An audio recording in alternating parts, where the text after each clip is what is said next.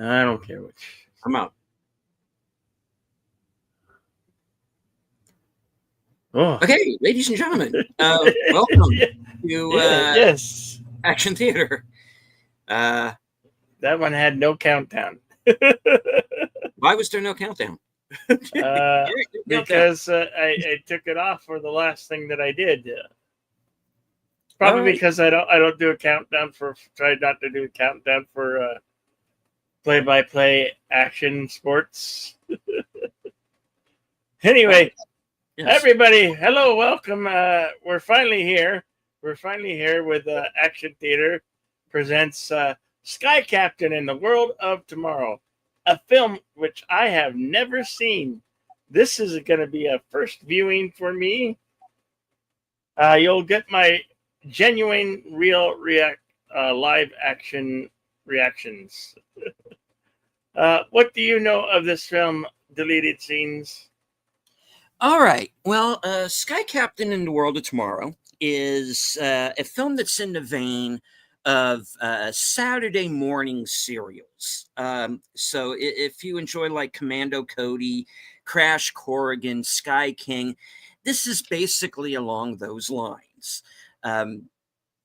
Sky Captain is this action hero type who, in the case of this film, he swings into action after these giant robots attack New York City. It takes place in the 30s, kind of an alternate history 30s.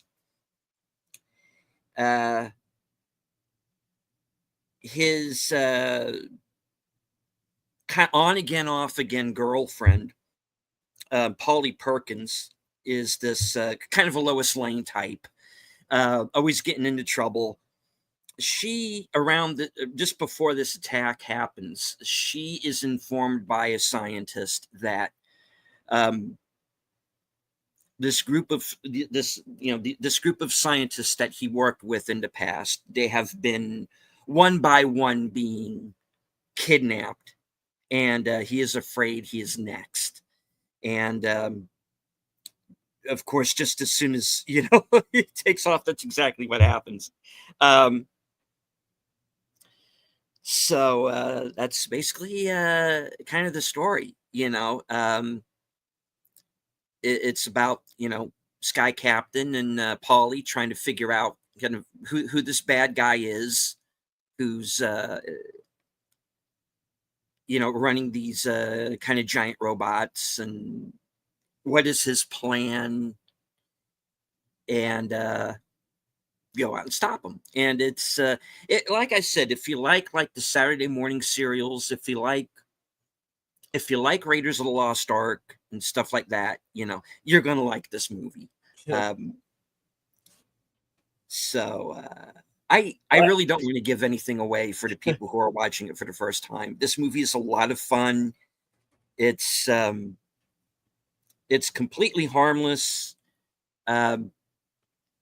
There is a lot of CG and green screen, but that's on purpose. So okay, you'll see. If you've ever seen movies like Sin City, yeah, this is kind of shot the same way. Oh.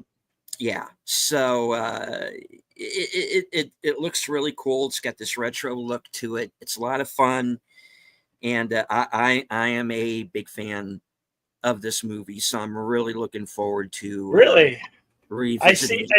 I see that it was came out in 2004, 2005, yeah, and it's got a Rotten Tomato score of 71% certified critics. It's got an audience score of 46%. Ouch. Yeah. I guess people didn't like it when it came out. Maybe it's got a cult following by now. Who knows? Well, I very much disagree with that 46%. So I had a blast with this movie watching it the first time around. So this one doesn't overstay its welcome. It's roughly an hour and 47 minutes long.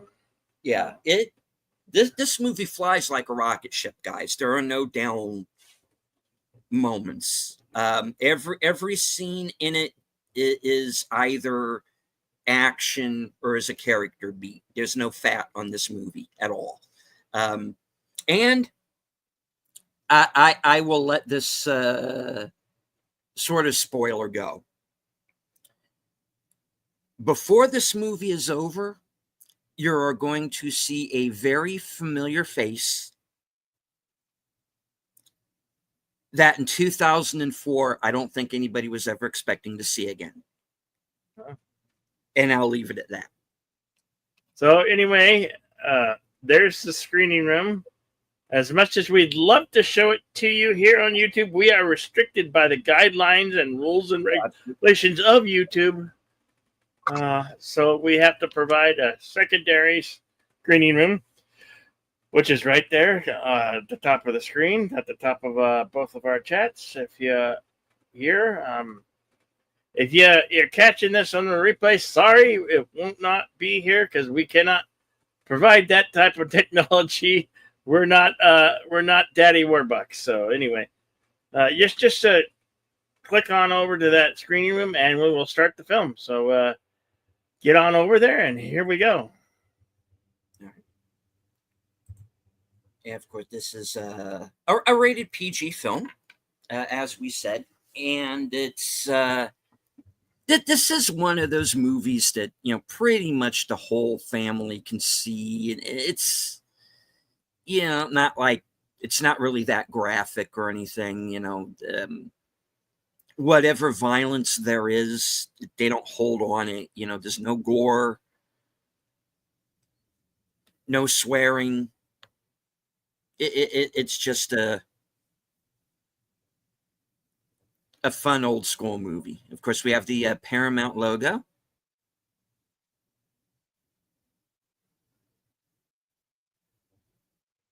Brooklyn Films.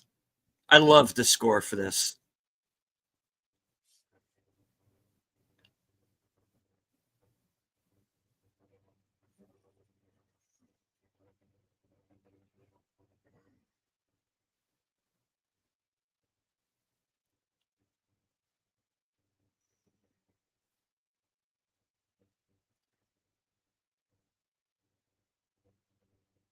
Jude Law, Gwyneth Paltrow, and Angelina Jolie. Sky Captain in the World of Tomorrow.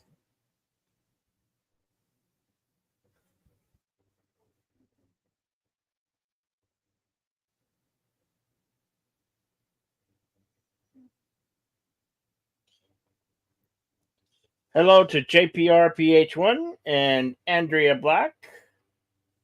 Welcome. So we have the dirigible, the Hindenburg 3.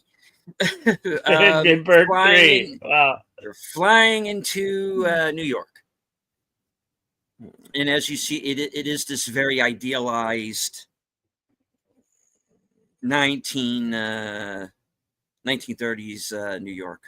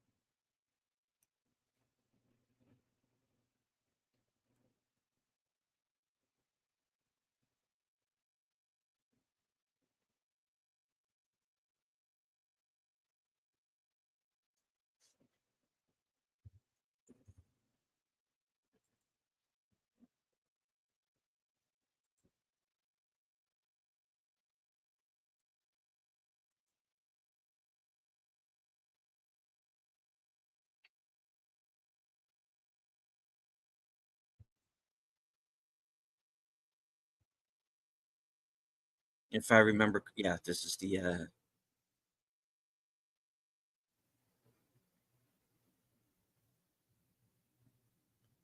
nice place to land.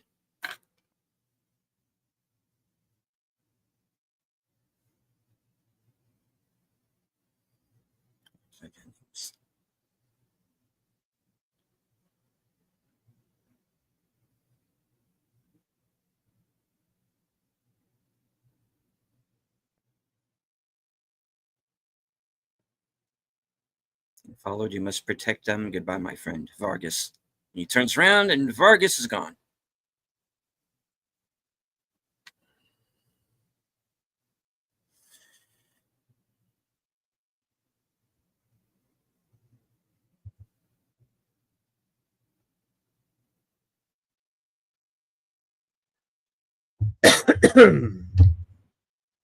Yep.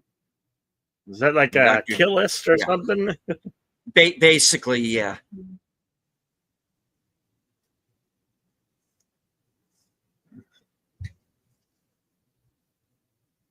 Welcome in the screening room, Casey Ozowski. Good to see you. Good to see you. Just a couple of minutes into Sky Captain and the World Tomorrow.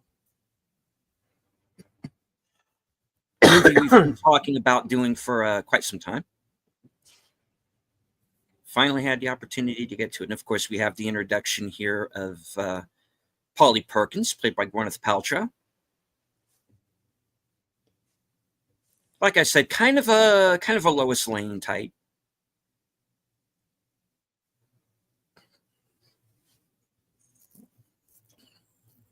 I think she works for a paper called The Chronicle. Mm-hmm.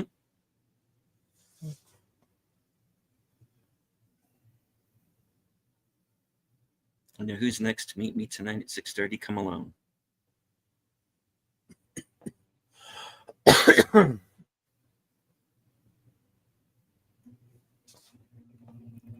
Ticket to a Radio City Music Hall.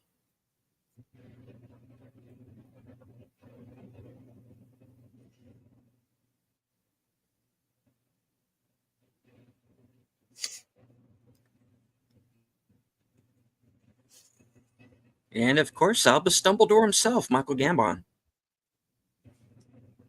Yeah.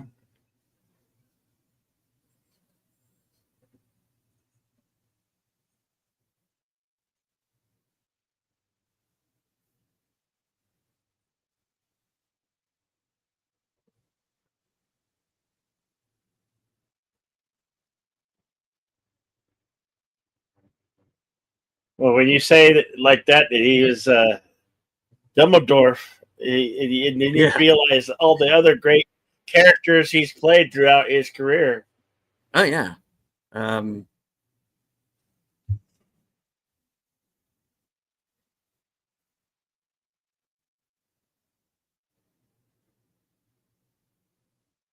As we cut to Radio City Music Hall.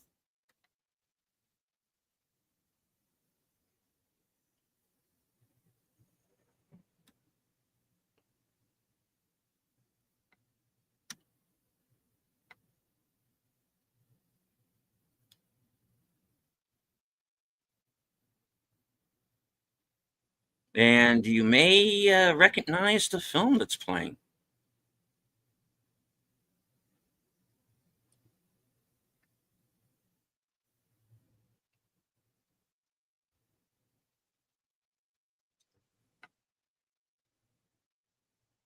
And thank you to Casey's Creepy Creations for becoming a member over on Bill's channel. Thank you. Oh, yes. Thank you. Indeed. We usually do the show on Thursdays, but we had to push it back this week. Yeah. And of course, the film playing is The Wizard of Oz.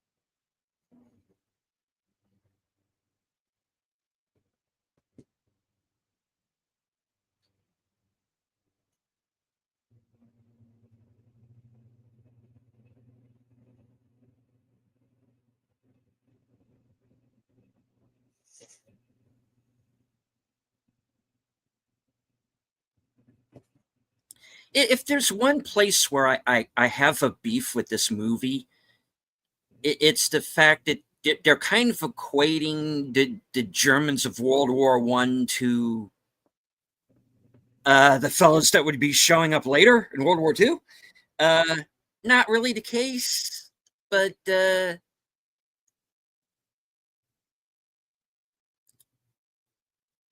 the movie, kind of it moves on.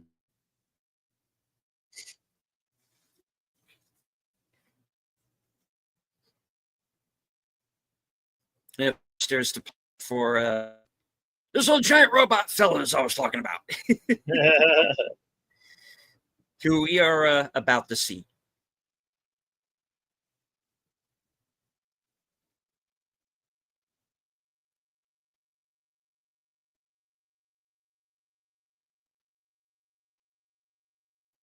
And when I saw this scene in the theater, it did bring a tear to my eye to seeing the robots flying over the city.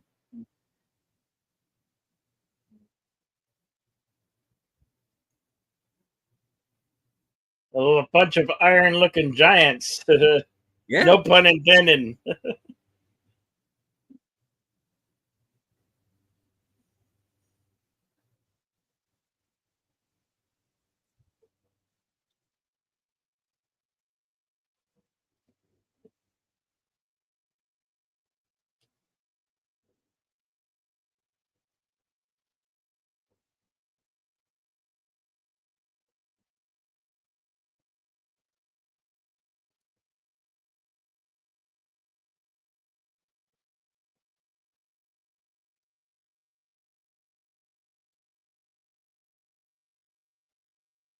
little War of the Worlds here.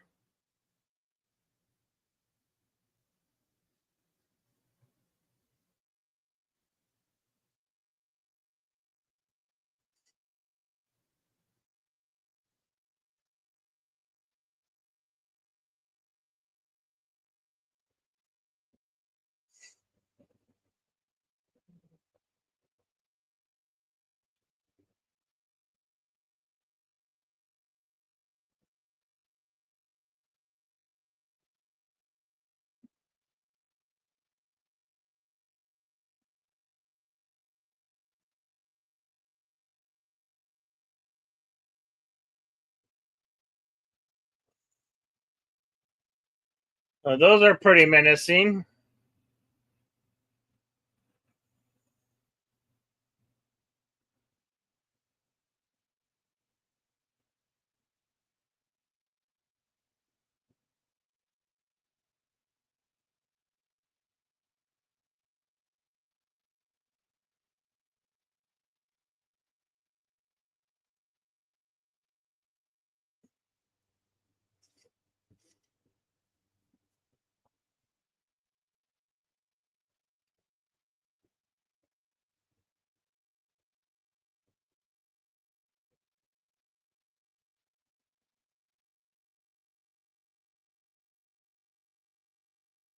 Here's our boy.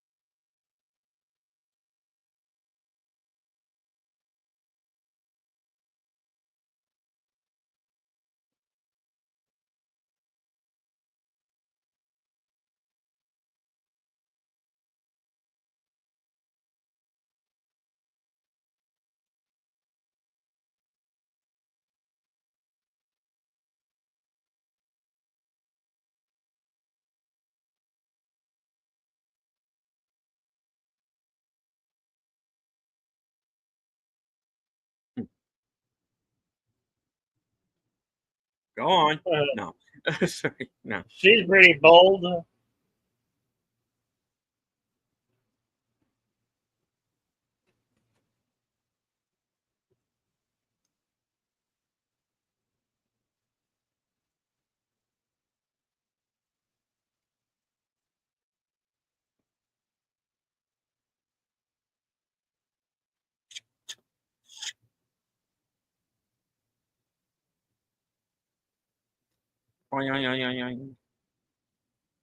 Close. Sky Captain clotheslined him. Yeah.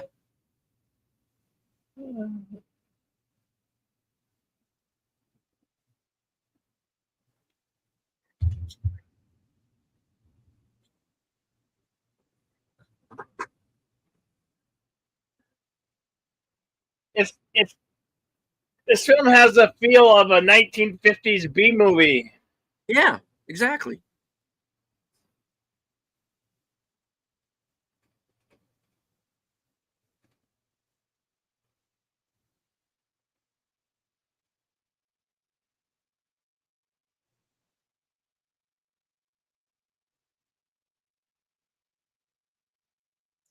Toodles.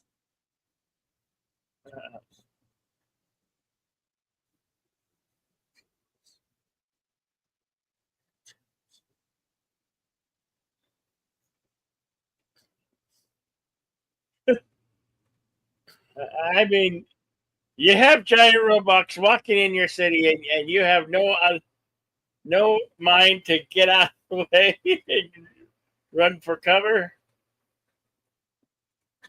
Well, she's a run to the danger kind of girl.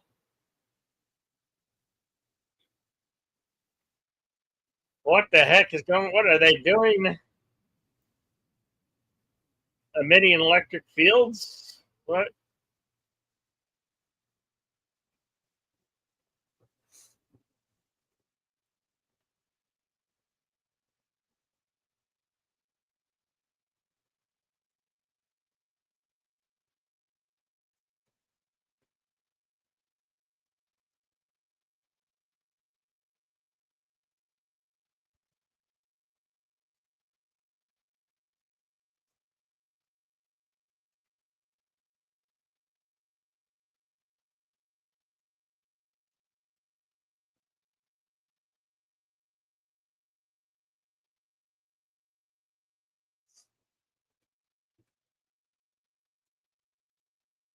And yes, that was Godzilla in the That's what I Japanese thought. newspaper. It looked like a Godzilla.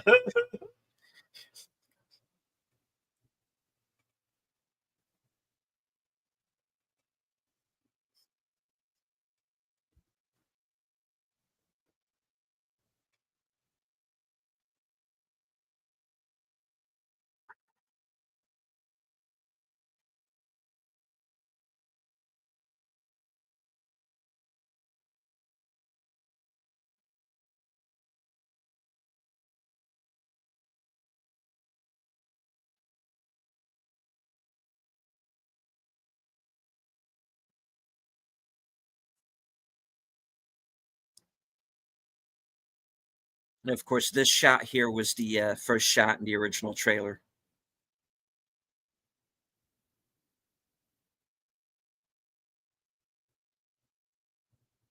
I have to say, for a film that goes all the way back to 2004, this looks like it's new. Well, I know, of course, it's new to me, but it doesn't feel like it's aged. I mean, like it doesn't look grainy or nothing. Hmm.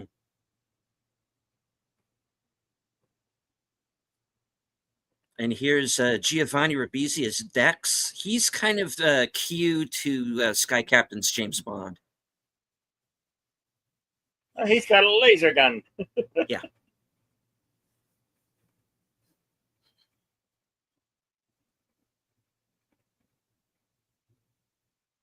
Like the kid, like the type of ones that uh, our parents played with.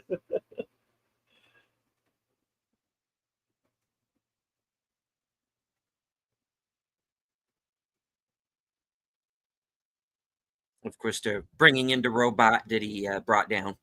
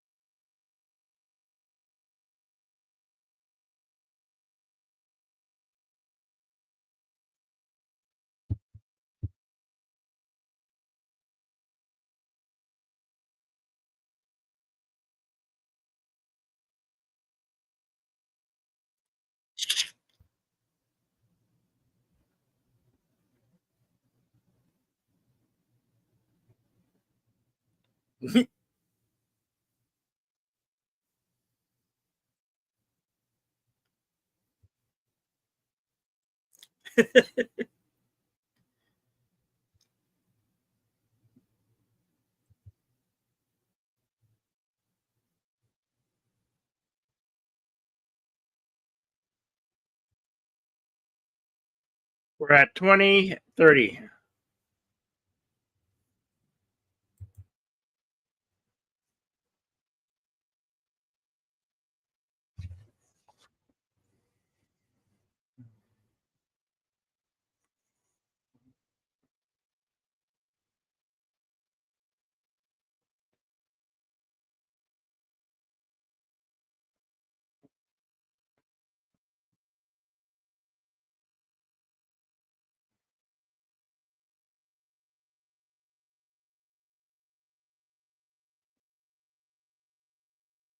It's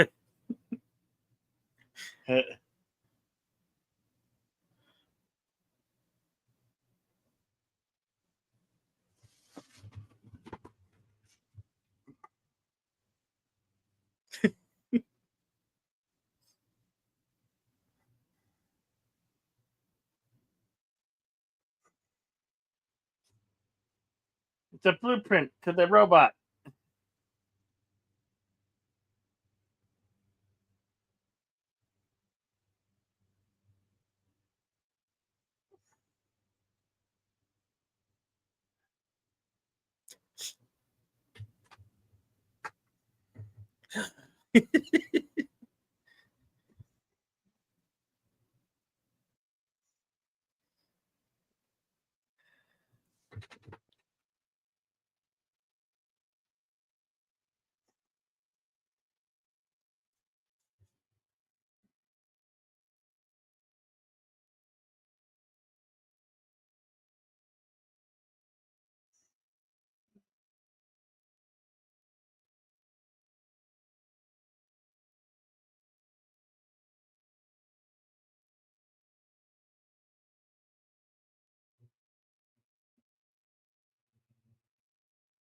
Wow, they all do look like giant robots.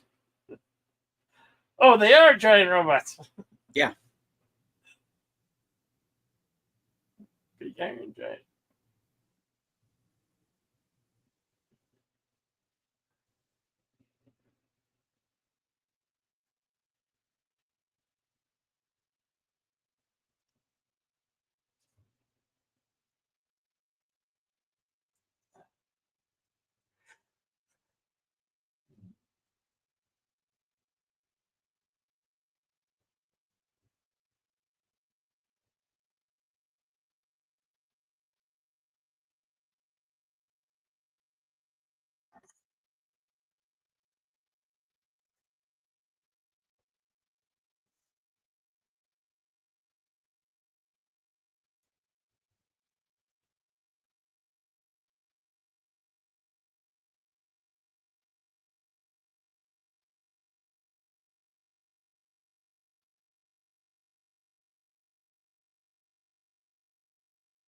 Mm.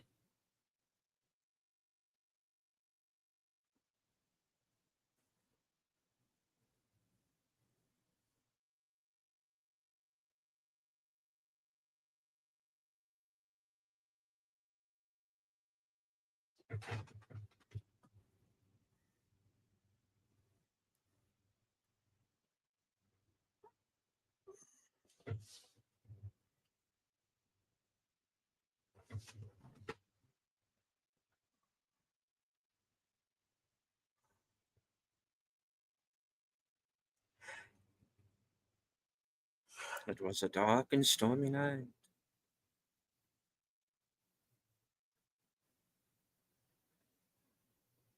And yes, the number on the door is 1138. There's a lot of Easter eggs in this movie. A lot of them.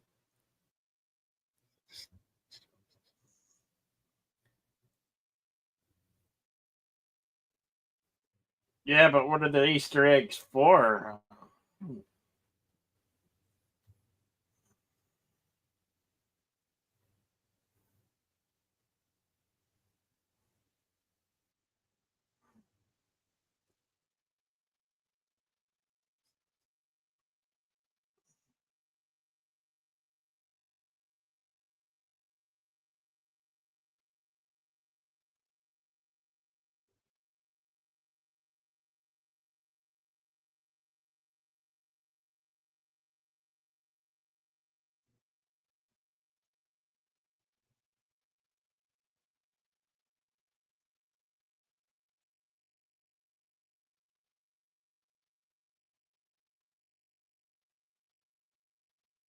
Okay, screaming can't be good.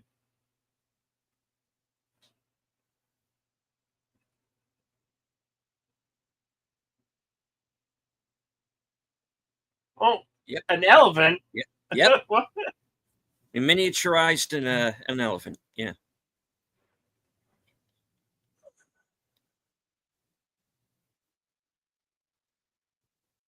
Yeah. Jennings ain't looking too good.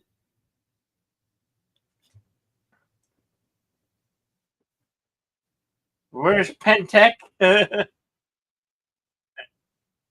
first original Ant Man? Oh, not that movie.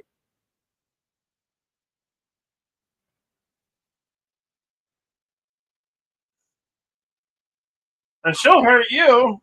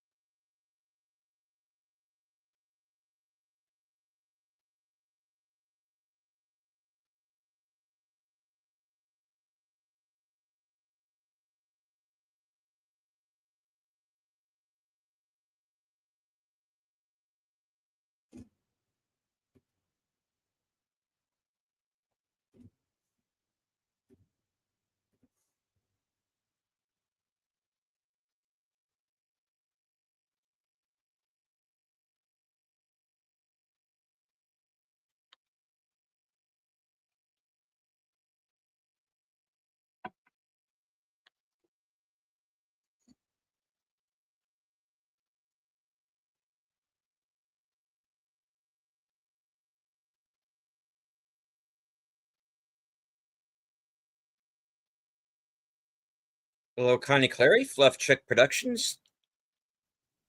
Hell, Connie. Here come the flying wings. Whoa, they actually have wings. Did they have to drink Red Bull to get those wings? I wonder. Oh, Under attack.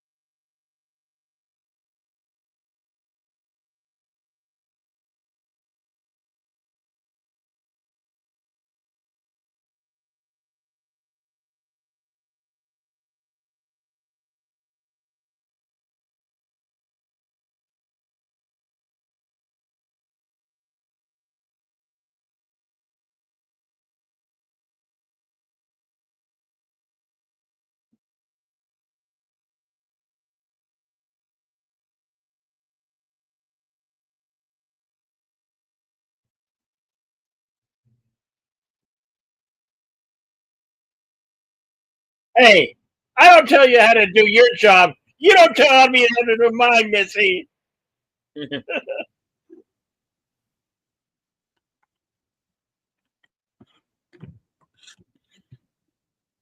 Never tell me the Oh, odds. low bridge.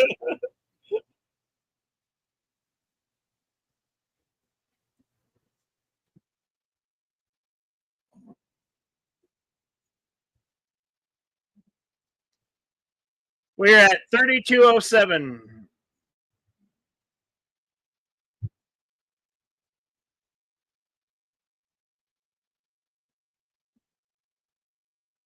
Don't trust her. She's a blonde. Told you don't trust her.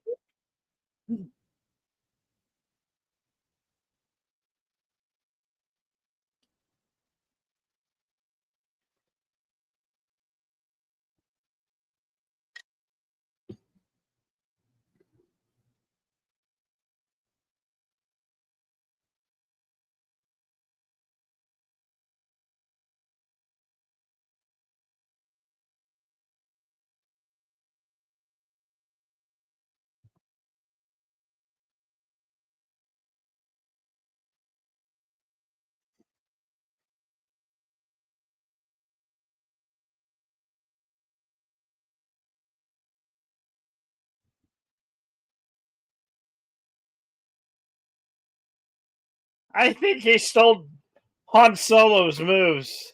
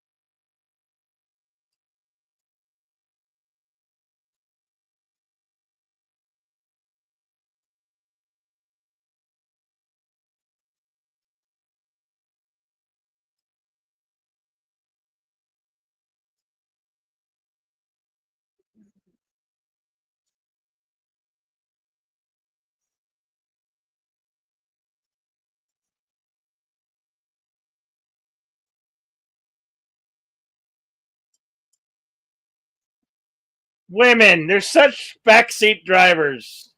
Sometimes they just need to shut up. That's just how I feel.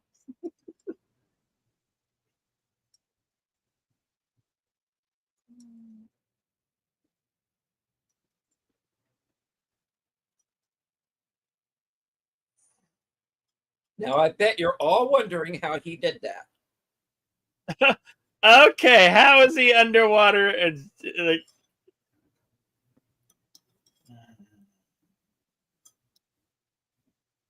Did he say an idea from one of his comic books? Yep. The plane is also a sub, ladies and gentlemen. Wow.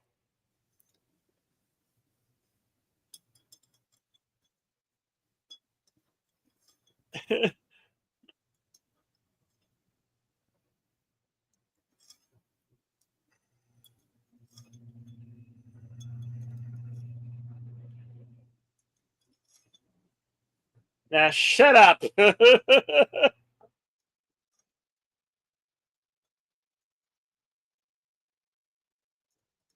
Wow, that's a cool aircraft. It kind of looks like a P-41 Mustang.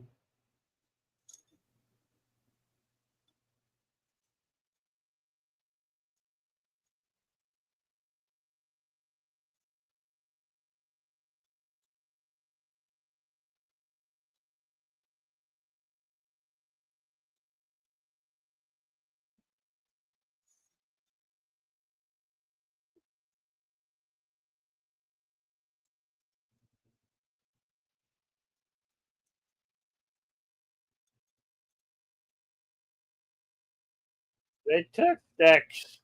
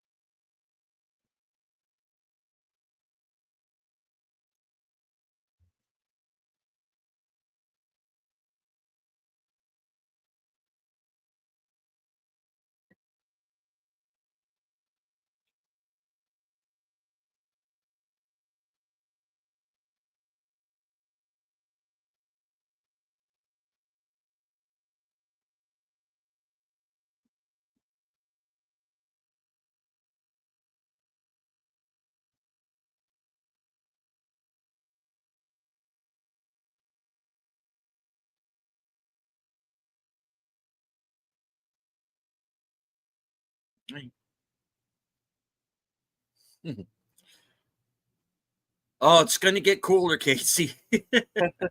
This just the beginning.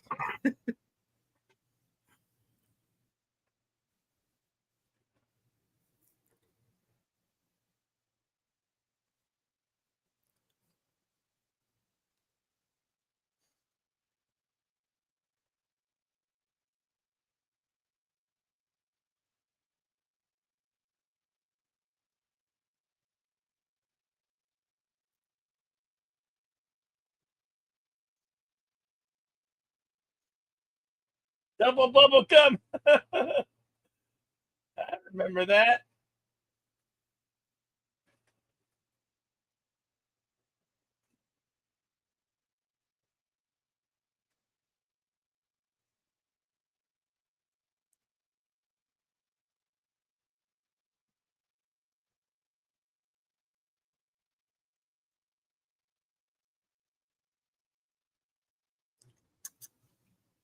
Nepal.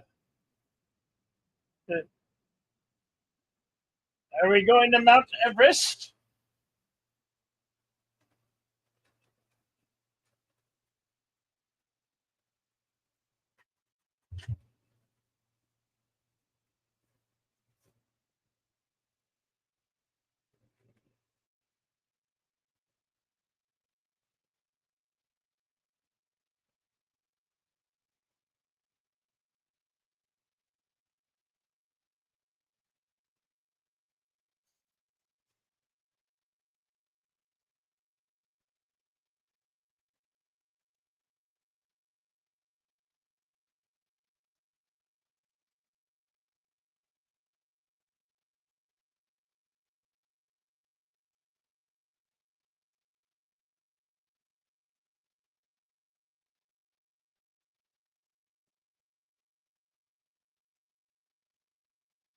Okay, so the guy's brilliant. He's a genius.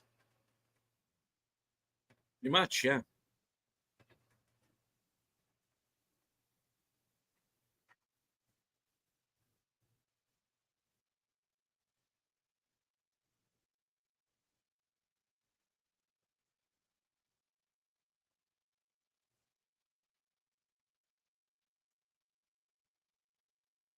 Hmm. And after all these years, she hasn't aged a day.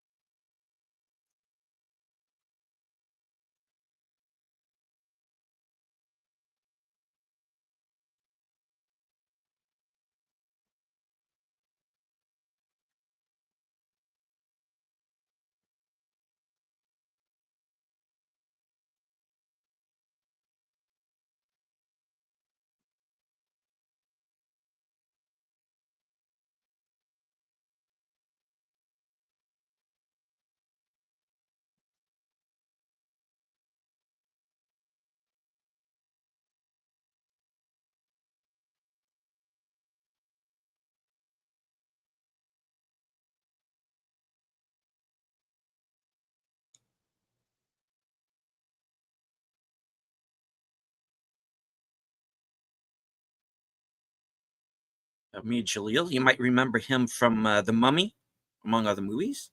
Oh yeah. Oh yeah.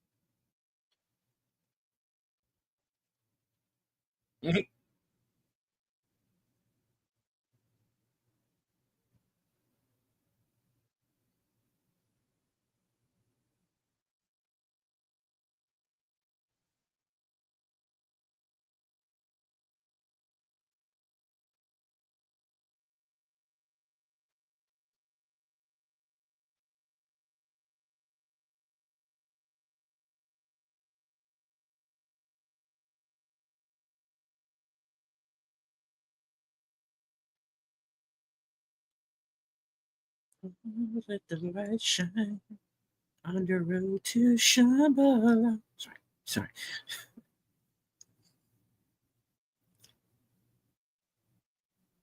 Three Dog Night? That's right, dude.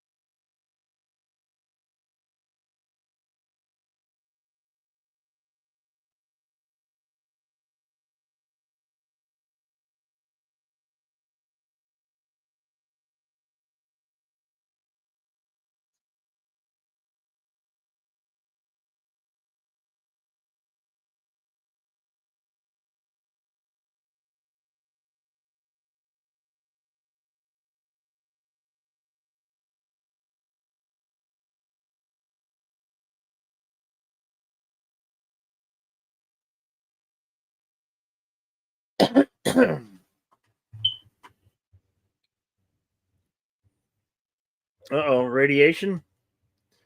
We're at 48-47.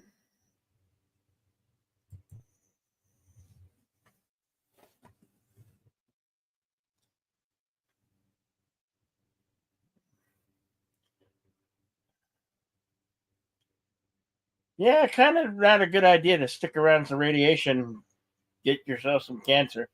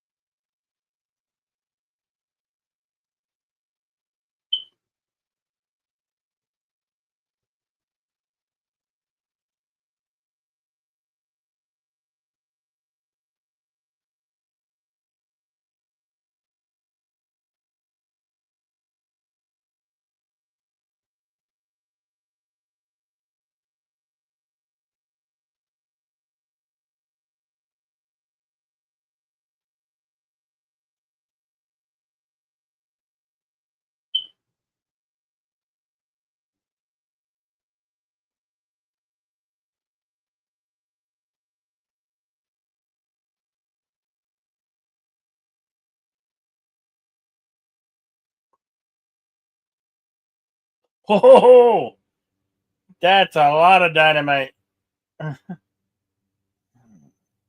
Uh-oh. Yeah, run.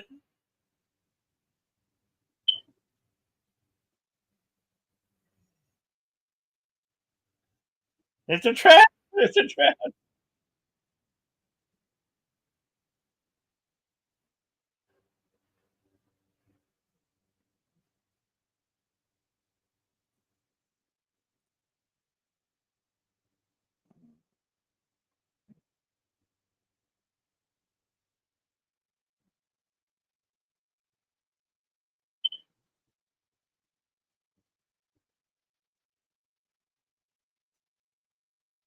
I feel line.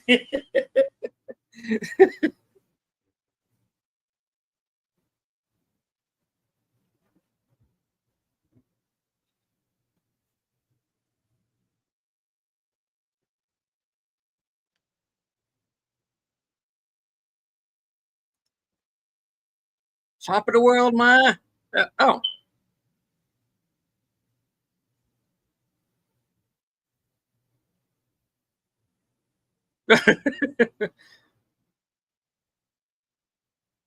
too late.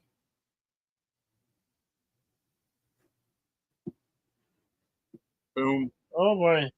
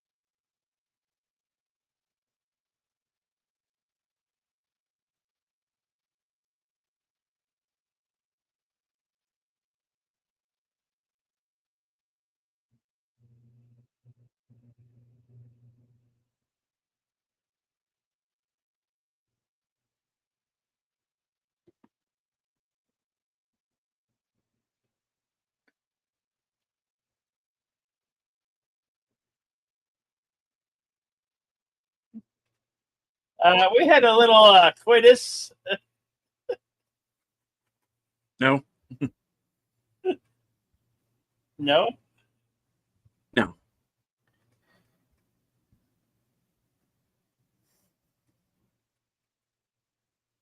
What? Hello, Joe. Did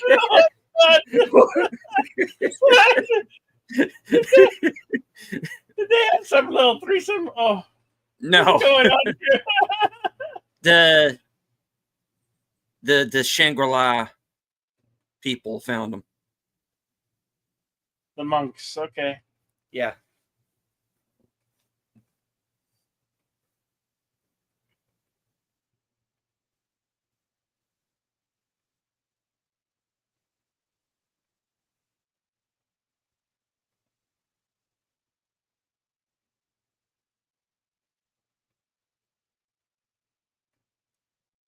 Hello to Action Popcast.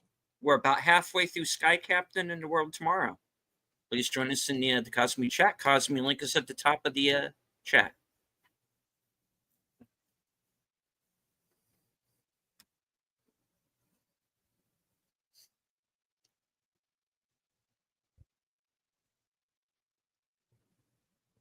Oh, that struck a nerve.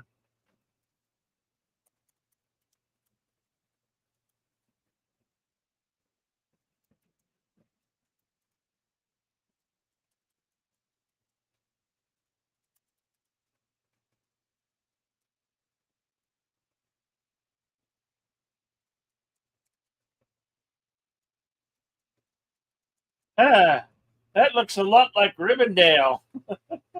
Mhm.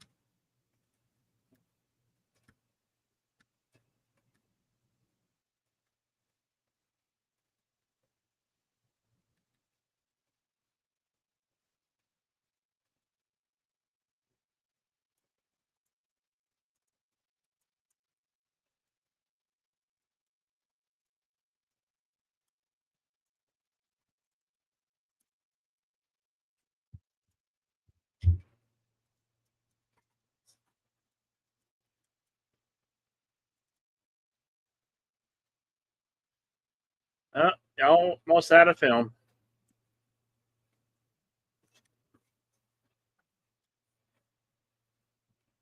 Oh, boo! You got 2 shots. Use them wisely. We're at 56-56.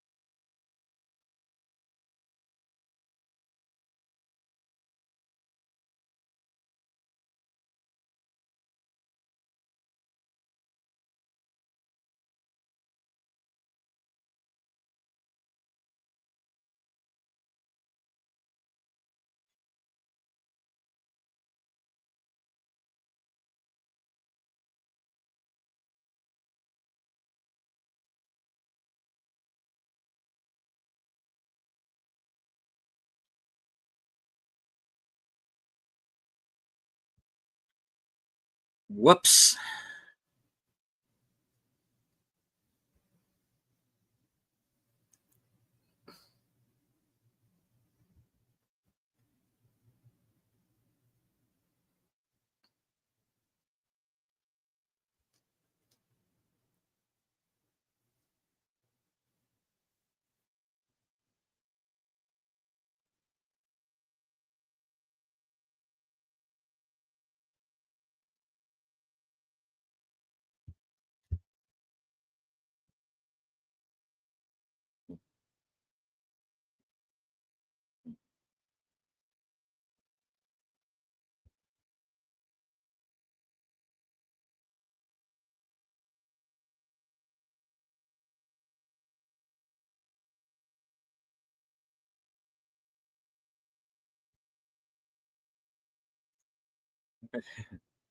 No, we're out of fuel. Yep. Definitely, we're just a little out of fuel.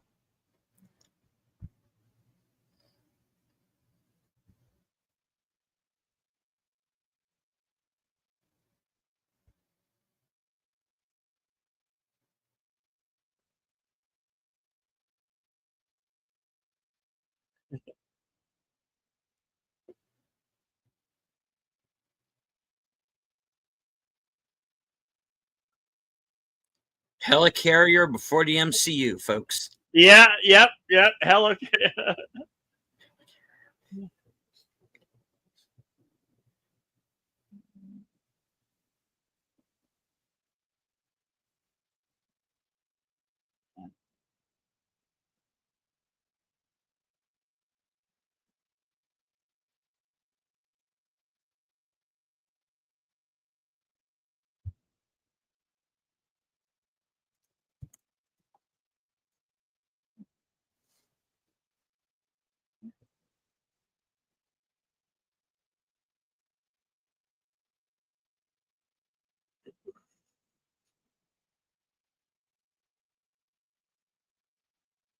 Mm. Hello, Frankie. Ah,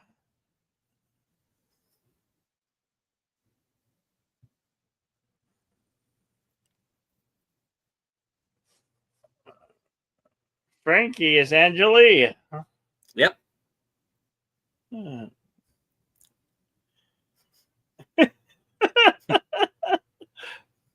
What's that? That's just a Tootsie Blonde that came along for a ride.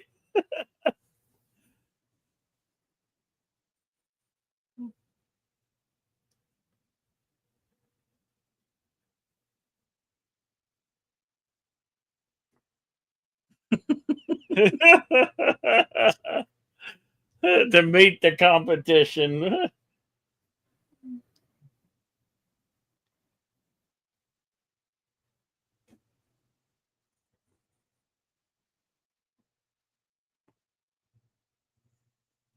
Who doesn't? I'm a sky captain. Oh boy, here we Yep. go.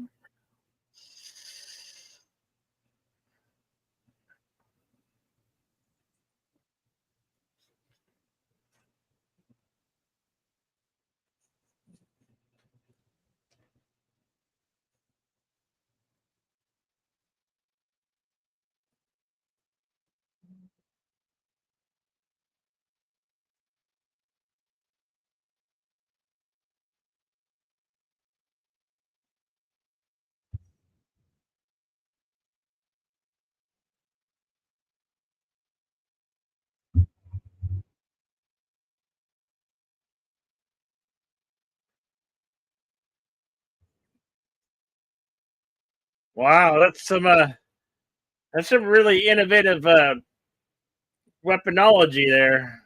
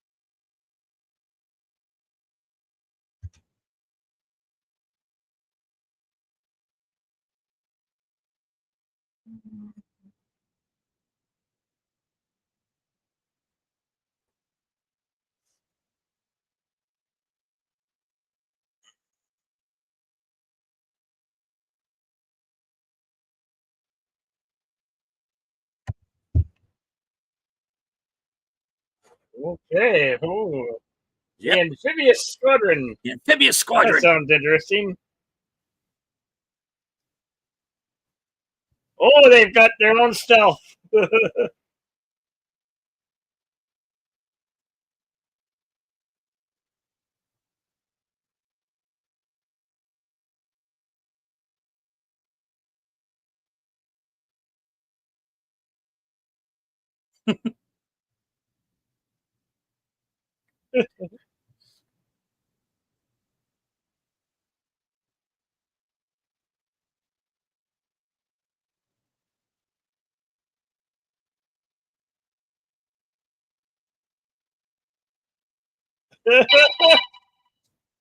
Oh no.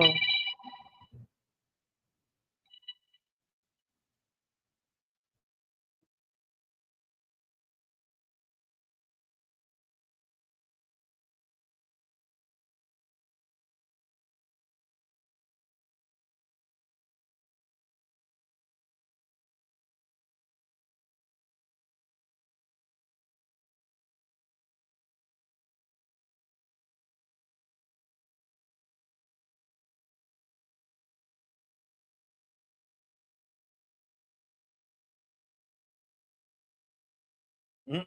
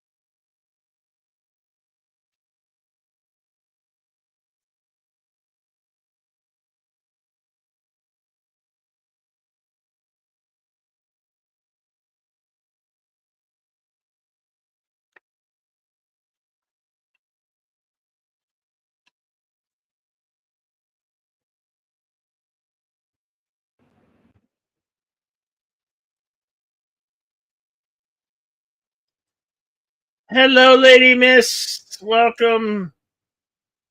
Good to see you. Hello, Daniel Berry Sports Highlights and Big Ella presents.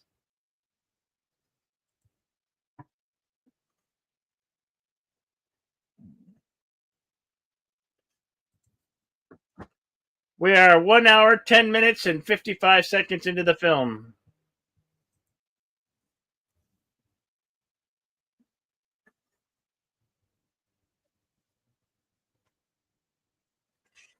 Oh no.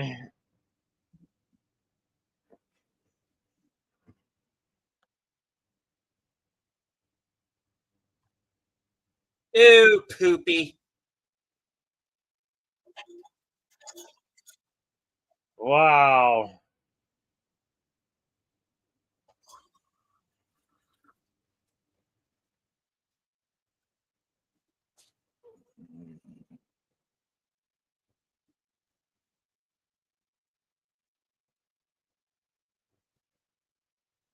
2, 1. Oh, she ejected. Oh, hey, she flies now. She flies now in her own jetpack. And that, my friends, is how you do that. That was cool.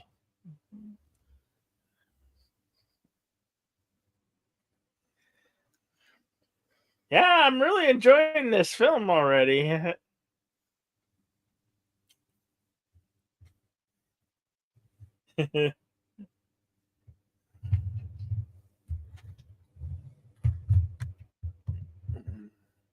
Lady Mist, Emoji Queen, good to see you. Good to see you, Al. Daniel Berry Sports Highlights. Al will be hosting Films with Friends tonight at, I believe, 10 p.m. Eastern.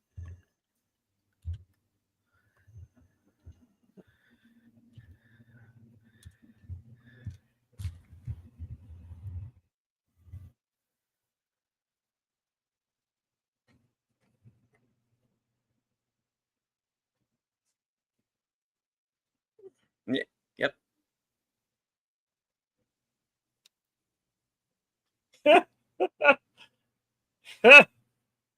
Wow.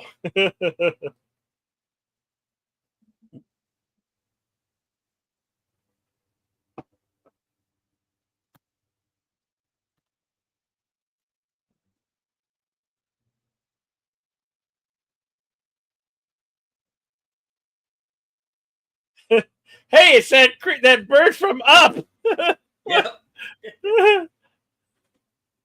What do they call him in Up? I can't remember.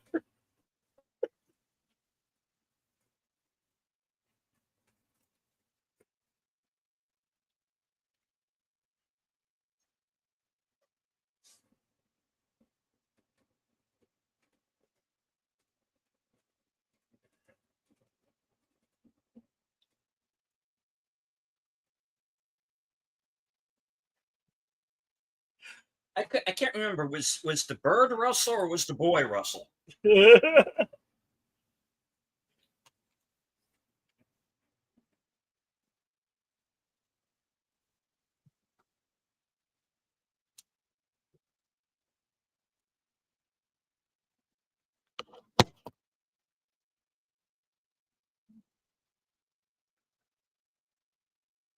Wow.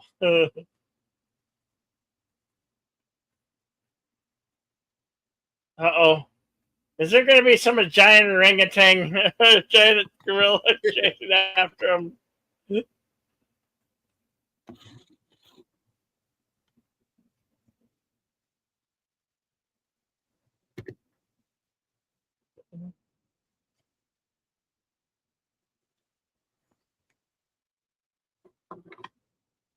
Oh, there goes your pistol.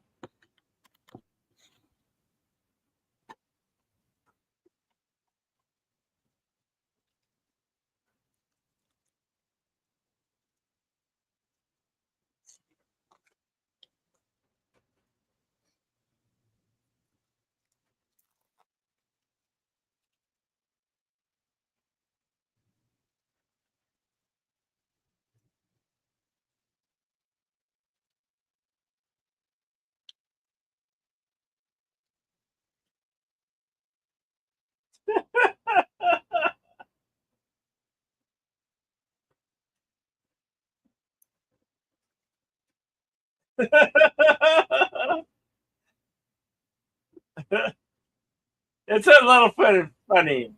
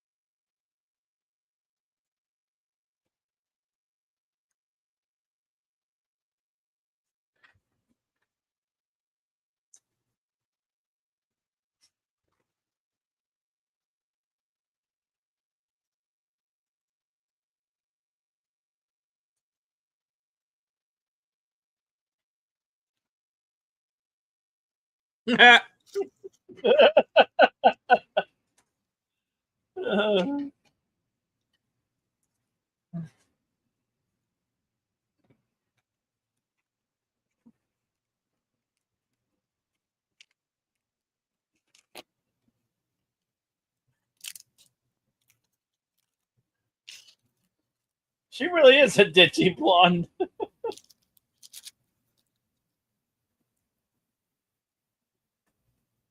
Well, if you saw that,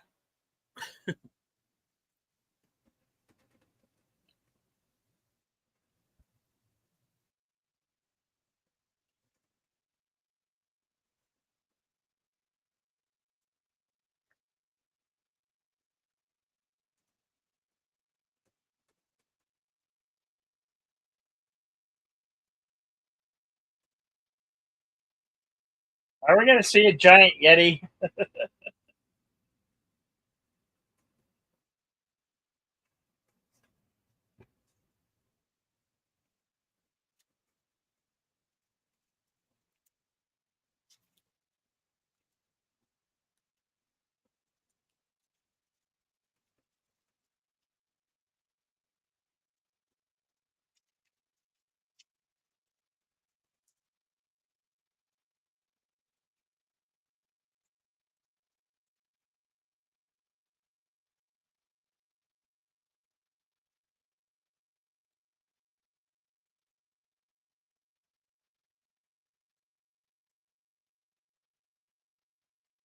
It's a Noah's Ark.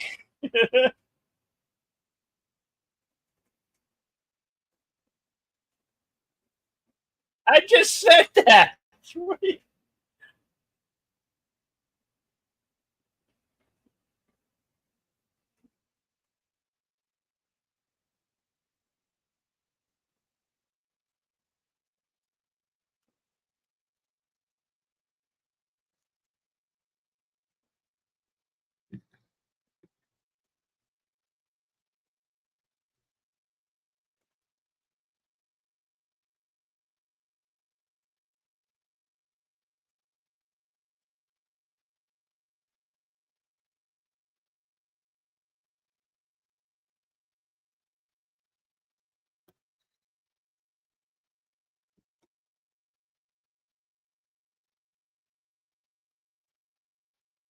Well, now you done it. You alerted your presence. And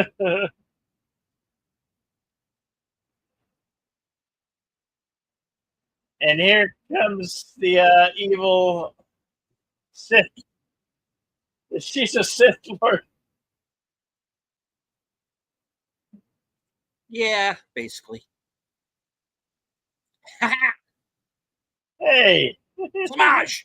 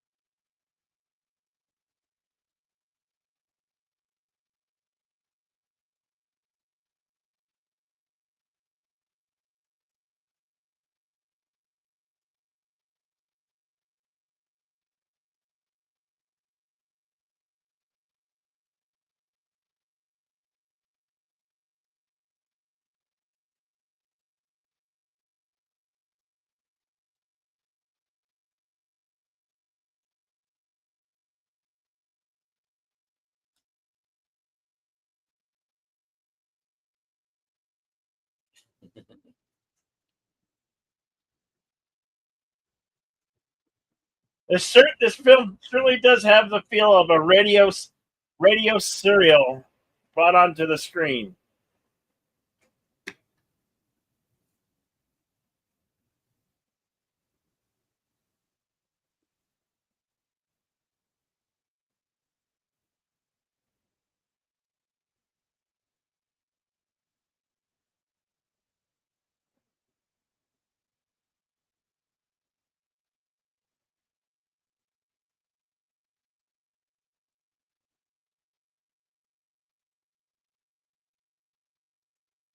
Wait a minute. Is that guy Max Headroom? Kind of looks like Max Headroom, older. He looks like him, but it isn't.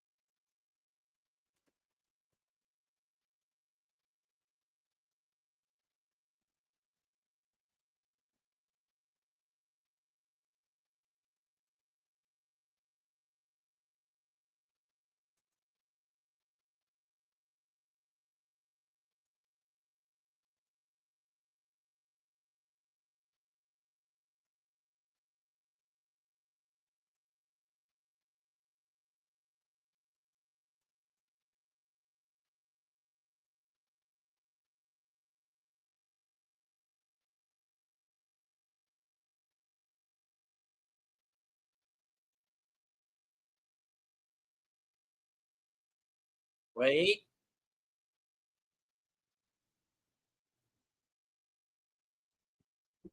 Oh, darn. Oh, well, that was horrible.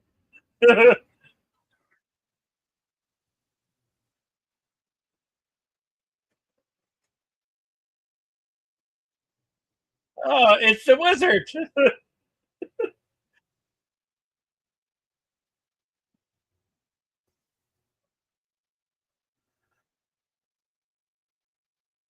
Wizard, I know you're a short guy hiding behind some screen.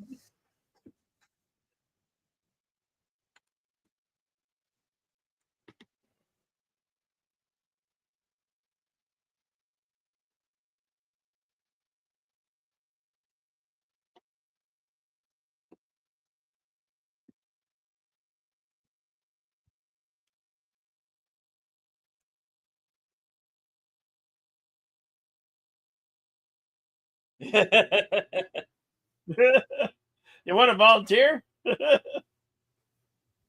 No, but think about it. Is it safe?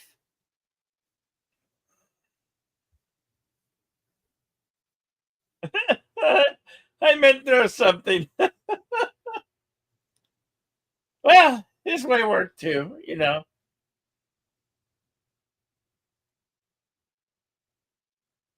He's got a brain. The statue's got a brain in its hand.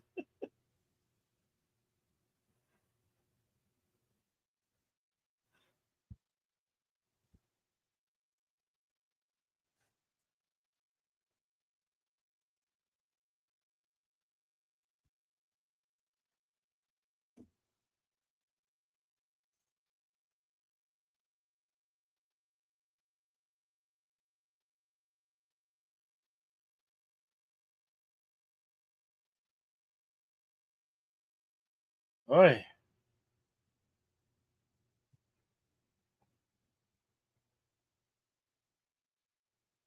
Wow, he's been an old dead guy for a long time. Forgive you? Forgive you? You've got all these machines trying to ruin the world.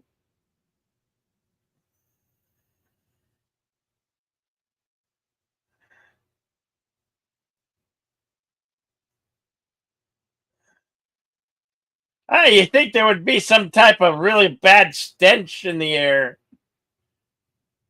A rotted corpse for 20 years?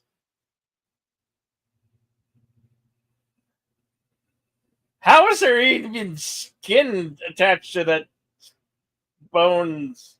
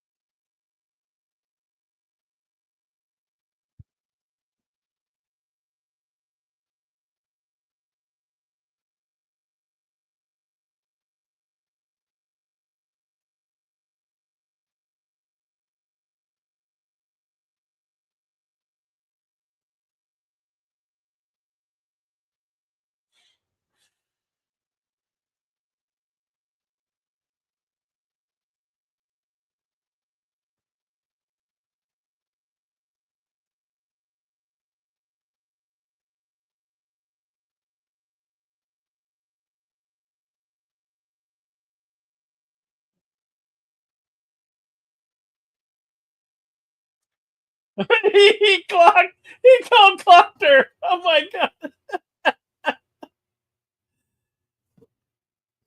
That's better than the woman cold clocking him, right? I'm talking about you, doll of destiny, you crap piece of crap.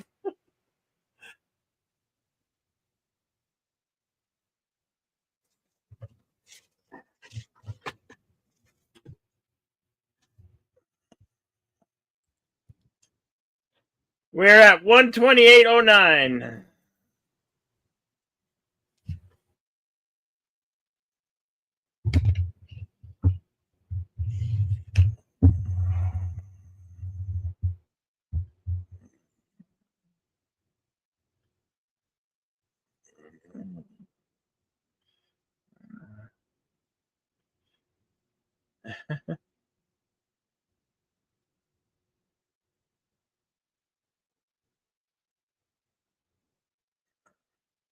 Oh, that's a big lizard.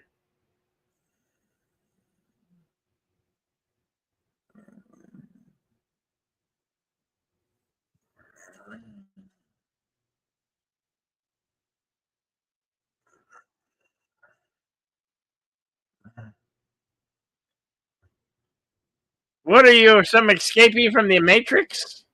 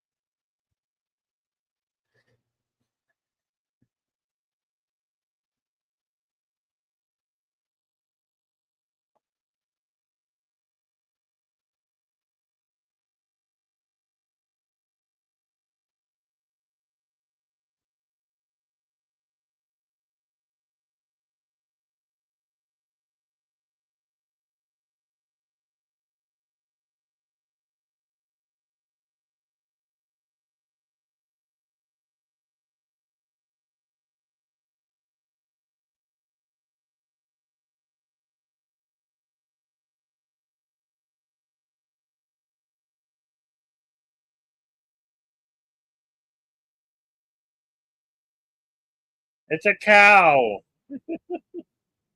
Got cows. We got cows.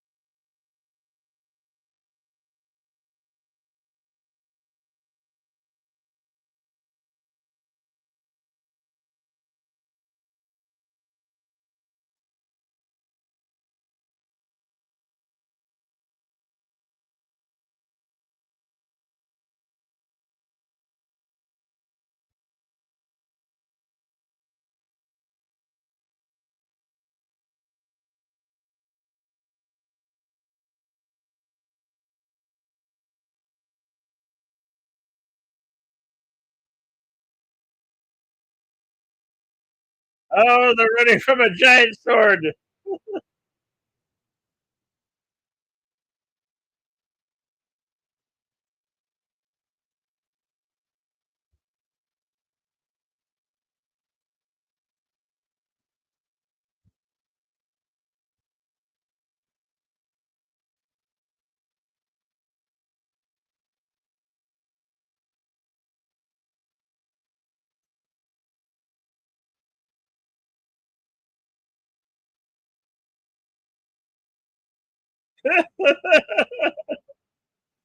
Which one do I cut?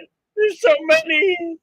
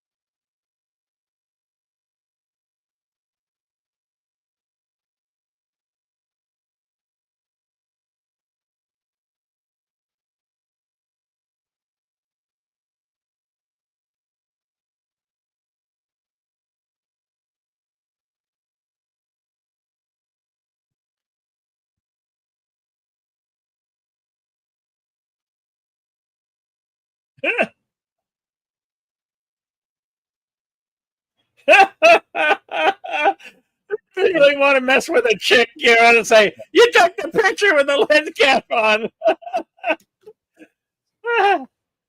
That was a good action film. I hope you all liked it. I know I did. For a first watch, that was a lot better than I expected it to be.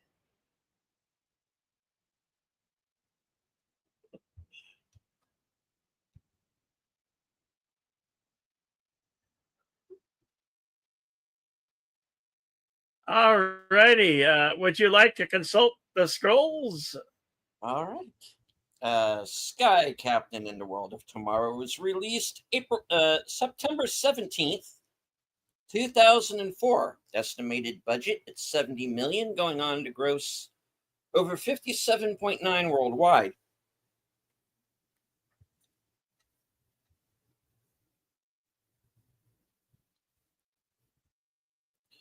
All right. Was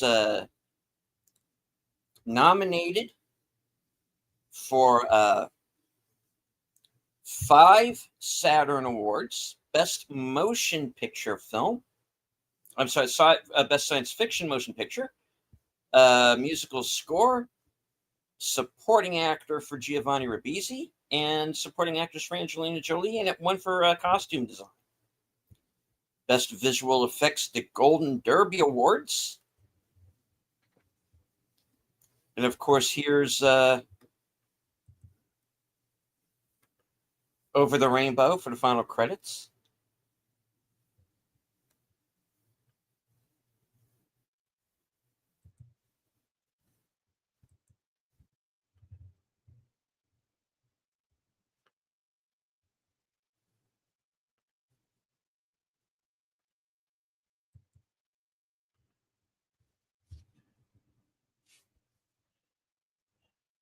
Overall, it's a pretty entertaining movie. I enjoyed it. Yeah, it's better than most popcorn films that they're putting out today.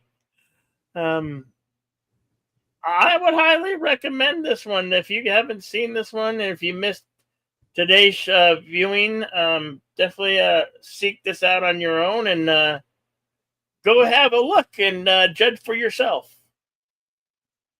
Is there any more scrolls? Oh yeah, there is. And yes, as you see, as Dr. Totenkopf was won the Lord Laurence Olivier. Yeah. And basically this was like the first example of like deep faking someone into a film. Worked just as well, because I mean, even if Totenkopf had shown up alive at the end, he would have made a pretty decent Totenkopf, I think. You know.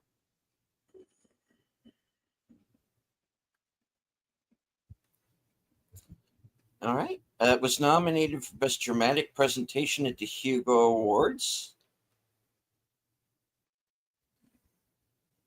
Visual effects at the International Online Cinema Awards, and also at the Las Vegas Film Critics Society. Nominated for Best Kiss at the MTV Awards. Nominated for visual effects and best first feature at the Online Film and Television Association. The best breakthrough filmmaker for the Online Film Critics Society Awards. Best blockbuster movie at the Russian National Movie Awards. 3 Satellite Award nominations, including costume design for Stella McCartney, best art direction, production design, and visual effects. Visual Effects Society Awards. Outstanding performance by an actor or actress in a visual effects film for Jude Law.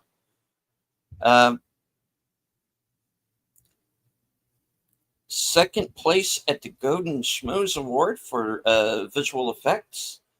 Nominated for Best Science Fiction Film and Most Underrated Movie of the Year. International Film Music Critics Award for Score of the Year nominee. And won for Best Original Score for a Fantasy Science Fiction Film. Visual effects at the won Best Visual Effects at the Phoenix Film Society Awards. Winner for Art Direction and Visual Effects at the St. Louis Critics Association. And here's the one that I think's unfair. Angelina Jolie nominated for Worst Supporting Actress at the Stinkers Bad Movie Awards. Go screw yourselves. Yeah. Frankie was cool. Come on. Yeah, she was. She didn't overstay her welcome. She wasn't trying to be a star. She was a great, good, strong supporting character, and whoever did that, they don't get this movie. I mean, it's basically a radio drama serial brought to the main screen, and that's exactly what we got.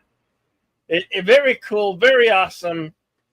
I am more than pleased with this film. This is going under my new favorite films. Yeah. All right. Production status. Pre-production went from December 9th, 2002 to March 12th, 2003. Filming began in London, March 27th, 2003. Post-production, May 22nd, 2003. Completed June 25th, 2004. And released on August 23rd, 2004. Filming locations included Stage 7, Elstree Studios, Bornham, Hertfordshire, England. Stage 2, the George Lucas stage at Elstree Studios. Most of the film was shot there. The Chandler Valley Center Studios, 13927 Sedecoy Street, Panorama City, California, for the World of Tomorrow stage photography. All right. Let's see.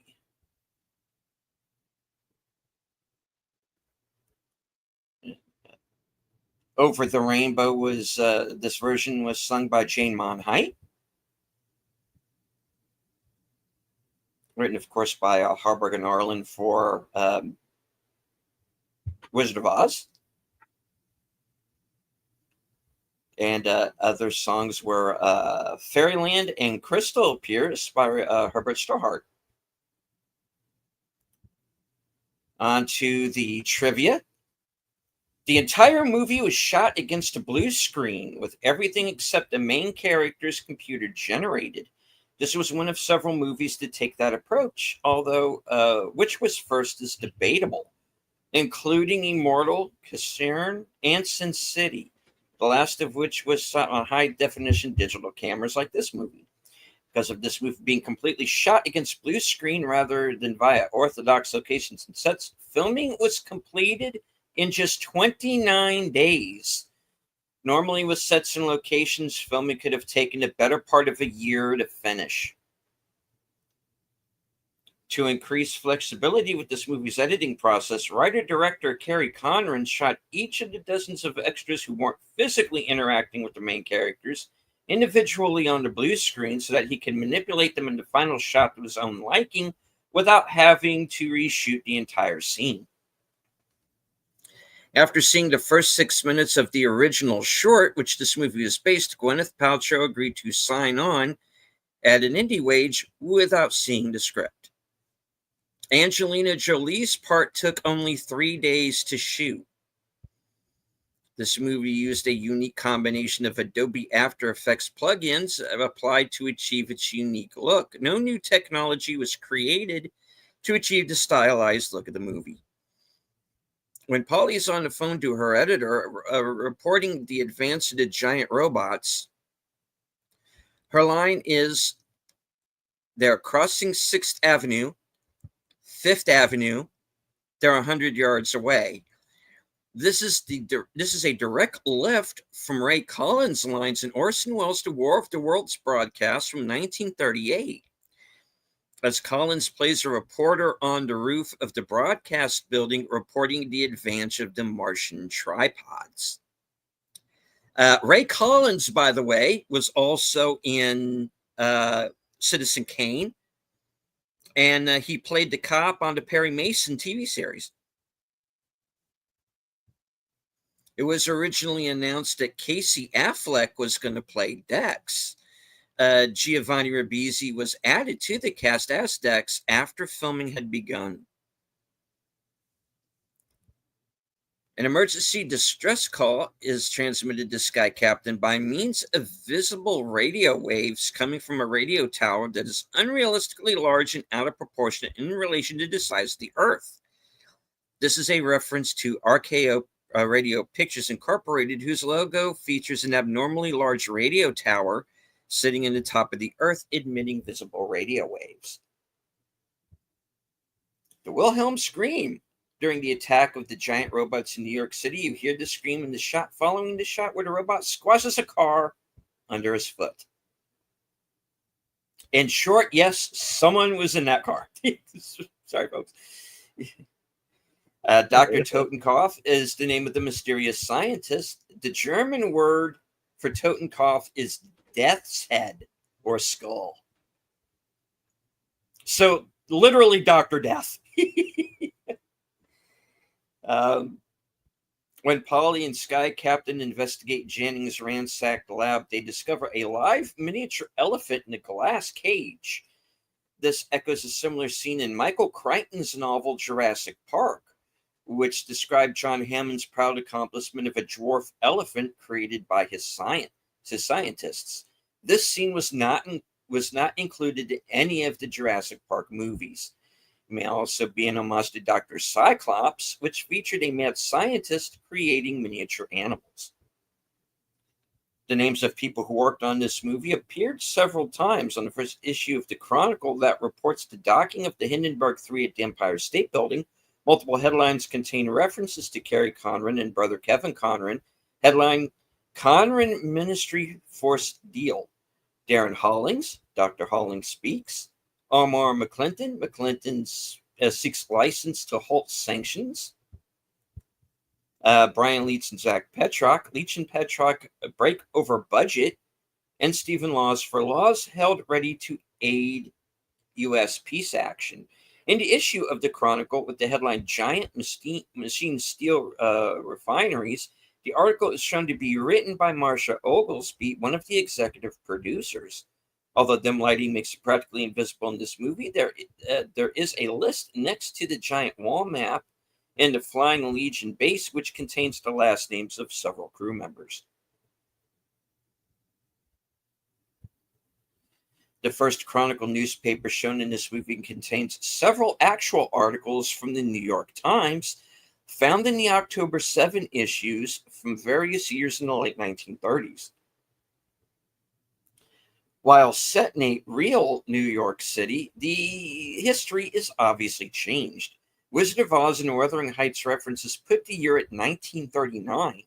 Despite being 1939, there's no sign of Germany preparing for war. There's also no sign that America is in the grips of economic depression. All in all, not only is the technology fantasized, but the entire history is idealized as well,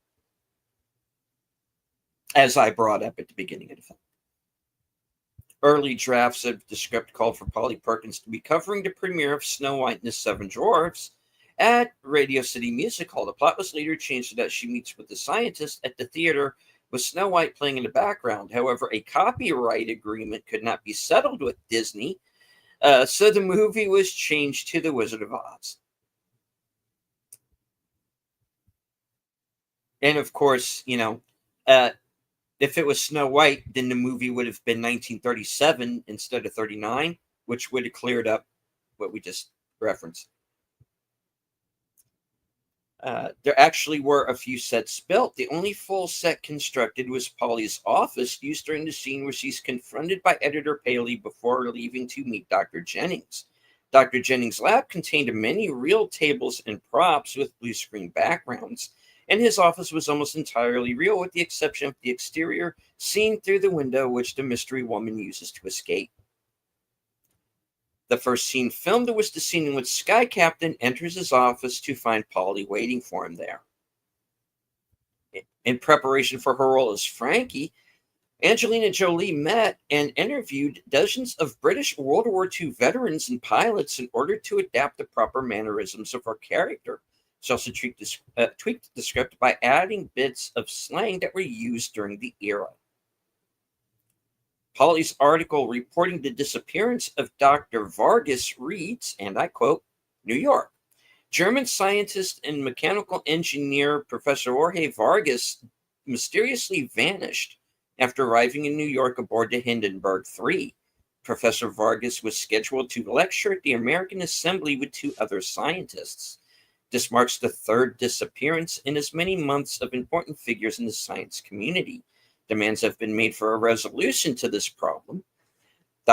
Professor Vargas was to deliver a paper on efforts in Norway and South Africa. The Wilhelm scream. Once again, construction worker on scaffolding destroyed by bat-like flying robots pursuing Joe and Polly through New York City. Collateral damage. Cameo. Matthew Fitchsands, the production supervisor, played the officer who informed Sky Captain of the approaching robots when he and Polly arrive at the Flying Legion base. Dr. Kessler is played by Jude Law's real-life father, Peter Law. In the shot where Polly gets out of a taxi at Radio City Music Hall, this movie's teaser poster can be seen on one of the building's walls. At one point in this movie, Sky Captain recites, "And all I ask is a tall ship and a star to steer her by." This is a line from John Masefield's poem Sea Fever. Much of the production design was inspired by artists from the 1930s, such as Hugh Ferris, Raymond Loewy, and Norman Bell Geddes. Renderings of New York City by Ferris were models for the Art Deco New York City seen in this movie, and the Flying Fortress was designed after drawings of ocean liners imagined by Bell Geddes. Note these ship-like qualities of Flying Fortress in this movie. Many other objects and settings used to streamline the designs of Loewy's works. In this movie, when they show that all of the headlines from newspapers around the globe, you can see Godzilla's outline in the Tokyo newspaper. One of the newspaper shots, you can see an iron eagle, which defines the Nazi regime to be in power in Germany, although there is no sign of a preparation for war.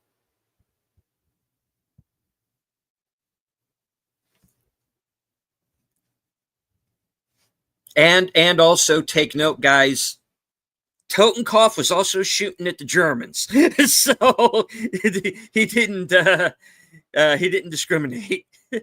So it kind of basically became a situation of,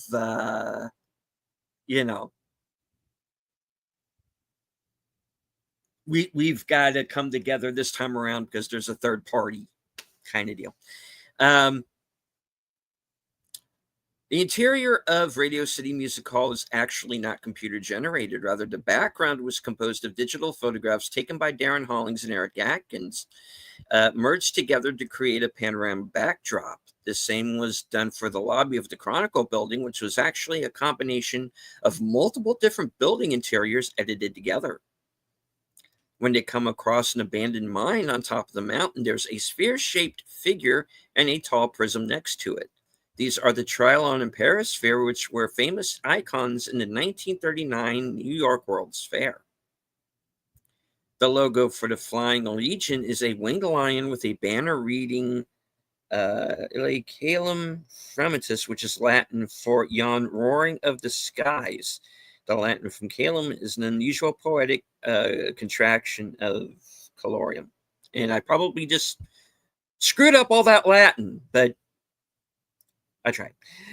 This movie originally started out as a 6-minute reel put together by writer-director Kerry Conran of CGI robots trampling through New York City, aka the World of Tomorrow.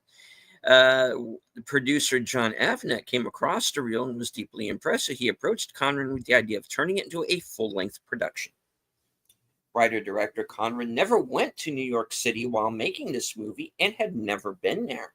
He digitally recreated the entire city by referring to old photographs, some of which were even inserted into the digital environments as backdrops. Originally, the plan was to have every New York City backdrop be a colorized photograph, and that idea remained in effect until mid-production, when it was decided that 3D renderings of the city would allow the camera more of an opportunity to move around.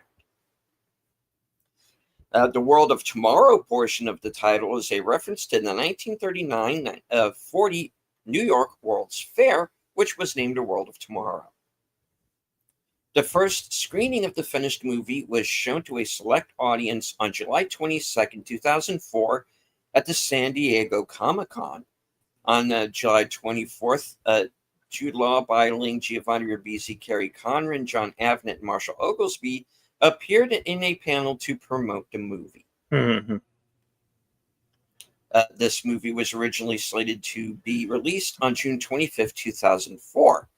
However, it was moved to September 17th so as not to compete with Spider-Man 2 and to give more time for the production staff to fine-tune the finished project. Oh, okay. Early in this movie, Polly runs around a corner. The wall of the building has graffiti which says Victor Fleming. who, of course, was the director of Wizard of Oz. Sky Captain flies a late model P-40, the six-gun version of the P-40N. His has a few Hollywoodifications, their word. The rear decking behind the pilot's seat and the fuselage fuel tank under it were removed in order to add a second seat for Polly. This was actually done to some real P-40s for flight instruction. The pop-open bays for the cable launcher and the magnet bombs are right in the middle of the centerline fuel tank, which fills the interior of the wing between the main reel wells. The small underwater engines under the horizontal stabilizers would retract right into the tail wheel gear well and into each other. When going into underwater mode, the ostensibly solid metal propeller blades collapse down into the prop sprinter and into a different section of space-time. Their words, not mine. The real plane's prop spinner is a shell that goes around the collars and gearing of the prop hub assembly.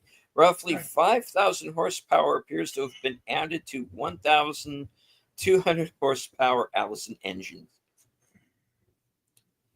The hit list shown near the beginning of this movie shows the name of the Unit 11 scientists to be Dr. Otto von Funderburg, Dr. Matthias Hargit, Dr. Arler Kessler, Dr. Herbert Braun, Dr. S.L.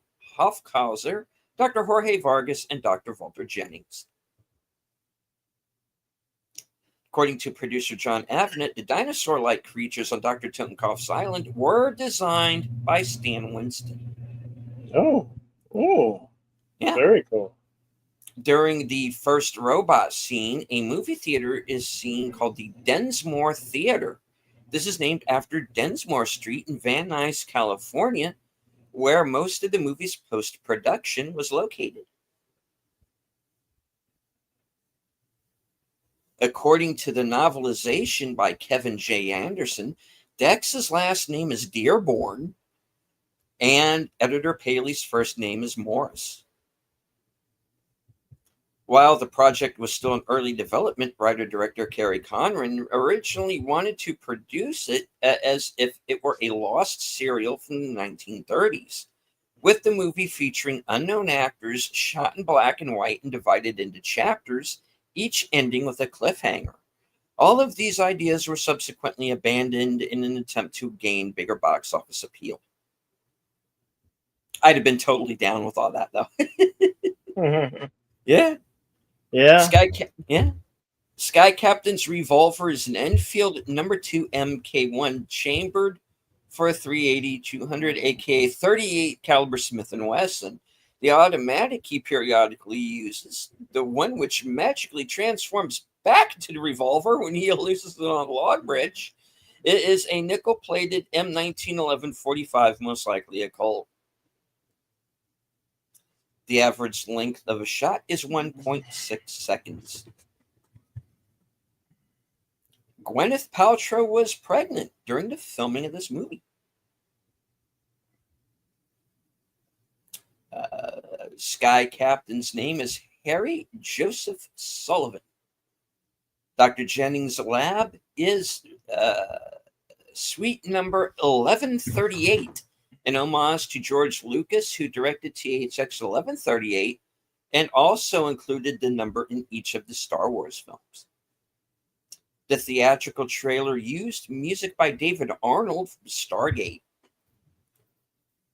Dr. Totenkopf's name derived from the German for death's head. His machinations were based on Hitler's infamous SS Totenkopf Verband, all one word, who ran Nazi Germany's extermination and concentration camps. The SS unit, known for creating new ways of making the camps more efficient and deadly. They also assisted the camp's doctors who experimented on prisoners in much the same way the diseased men in Shangri-La's afflicted.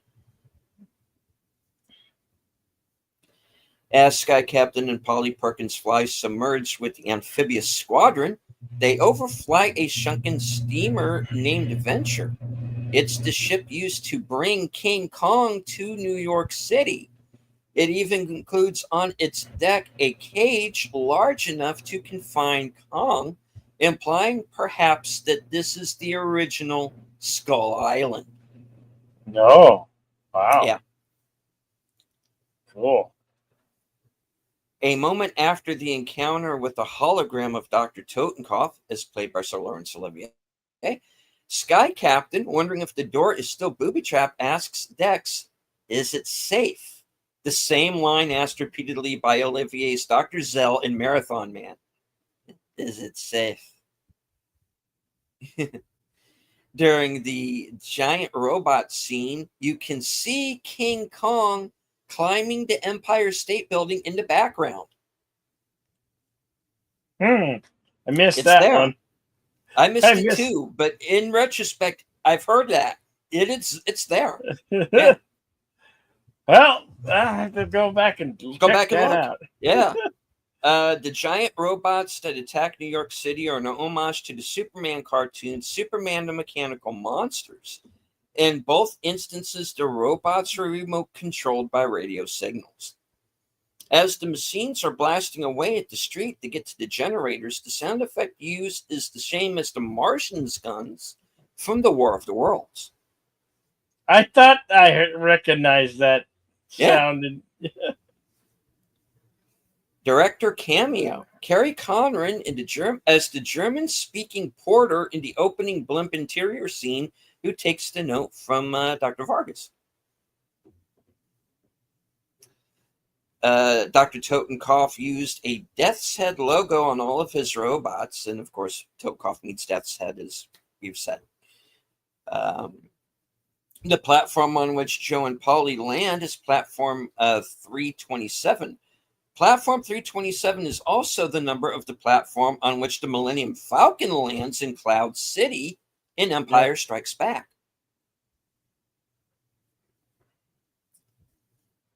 Russian paper article was taken from a Russian paper Izvesta. Okay. Apparently there's a Russian newspaper and you can still find it. Okay.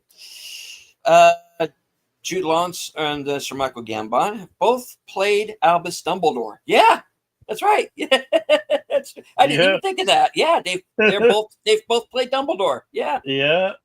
Okay. All right, you said that one already. The scene where the protagonist used an enormous log to cross the chasm on the island is another reference to the original King Kong. Yep. Polly Perkins' jacket, buckle, and charm bracelet have her initials. Polly Perkins' initials, of course, PP. Also that of Pepper Potts, another superhero sidekick Gwyneth Paltrow ended up playing in Iron Man, of course. Both Gwyneth Paltrow and Jude Law played opposite Robert Downey Jr. Paltrow in the Iron Man Avengers movies, Law in the Sherlock Holmes movies. At the beginning of the film, the Hindenburg 3 docks at the top of the Empire State Building. Originally mooring Zeppelins, it was one of the intended purposes of the spire on the building. The use of the name Kaji for a friendly, helpful character is a clear nod to Chandu the magician, though gender switched. Frankie Cook's eye patch, airbase, and entire setup are reminiscent of Marvel comic heroes Nick Fury of S.H.I.E.L.D. Frankie interacts with Gwyneth Paltrow's Polly Perkins in the Iron Man Avengers movies. Nick Fury often interacts with Paltrow's Pepper Potts. Yeah. It's all connected, folks. All right. Gwyneth Paltrow, Jude Law, and Angelina Jolie all went on to the Marvel Cinematic Universe. Paltrow's Pepper Potts in Iron Man, Law is Yanrog in Captain Marvel, and Jolie is Stina in the Eternals. Yeah, but that's a movie that's didn't get seen by a lot of people. I didn't see the Eternals, no. Neither did I. Yeah. At one point, Dex says Shazam, the catchphrase of 1940s Fawcett Comics hero Captain Marvel, who was later appropriated by the DC Universe. Jude Law appears in Captain Marvel about a competing character contrived by Marvel Comics of the same name. But very much not the same character.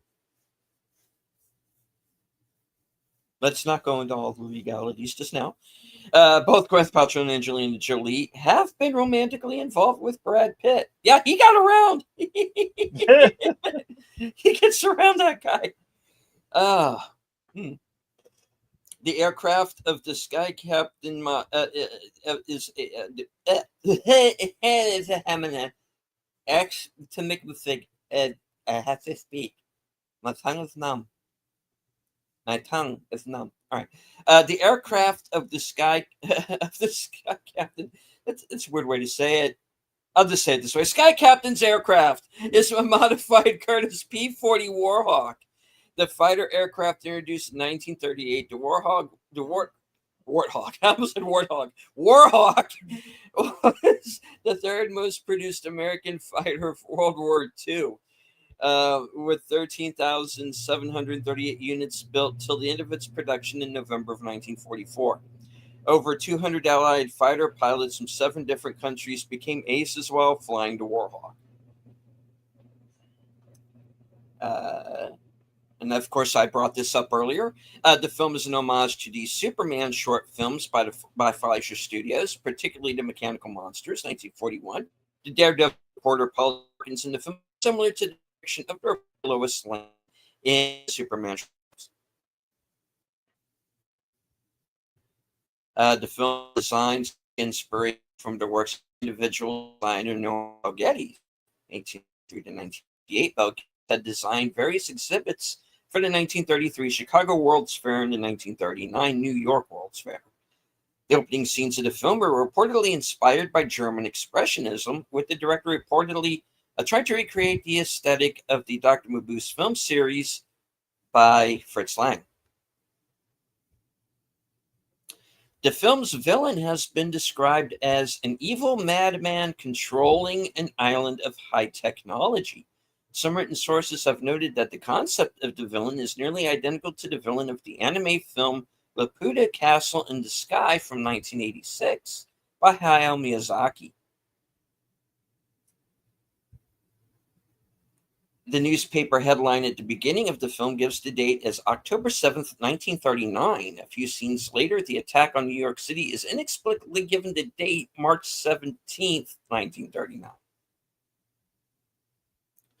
In the film, the Sky Captain drinks milk of magnesia to deal with his stomach problems. This is a patented name for a magnesium hydroxide formula used as a laxative. In the film, Shangri-La and Eden are identified as alternate names for the kingdom of Shambhala. Shambhala is the name of a spiritual kingdom in Buddhist text, ruled by the future Buddha Maitreya. According to certain prophecies, Maitreya and the army of Shambhala were destined to vanquish dark forces and usher in a worldwide golden age. The film mentions the Sky Captain and Francesca Cook have both served in the Second Sino-Japanese War, 1937 to 45, while Polly Perkins was a war correspondent in the same war. The film is set in 1939. The war is still ongoing. In the film, Dr. Totenkopf was convinced that humanity had self-destructive tendencies, so he decided to kill them all and to build a new civilization. Totenkopf died in 1918, so his evidence for humanity's self-destructive tendencies was World War I thinking. All the main heroes of the film are either American or British, while the genocidal villain is German. The film reflects the hostile relationships between Germany and the 2 English-speaking countries, the United Kingdom and the United States, during both of the World Wars.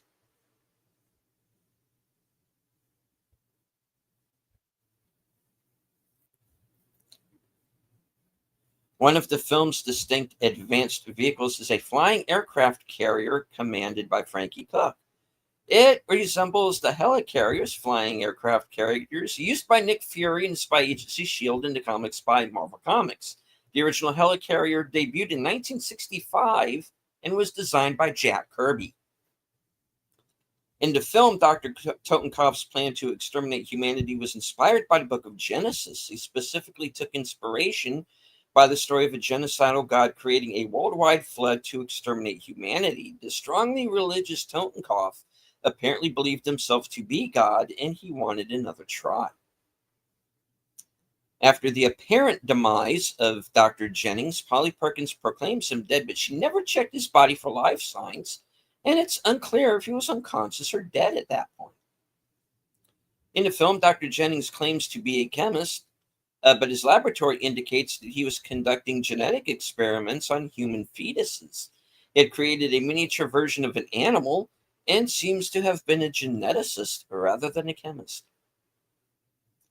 Was featured on episode 189 of the comedy podcast, How Did This Get Made? With special guests Tawny Newsome and Joe Mandy. At 4 minutes and 40 seconds in, the book Polly receives is entitled Isaac Newton's Mathematical Principles of Modern Philosophy, whereas the actual title is Isaac Newton's Mathematical Principles of Natural Philosophy. The latter name is how the book is attributed in the credits. Michael Gambon's character, Mr. Paley, editor of the Chronicle, is most likely an homage to William S. Paley, the early 20th century media mogul who founded the Columbia Broadcasting System, aka CBS.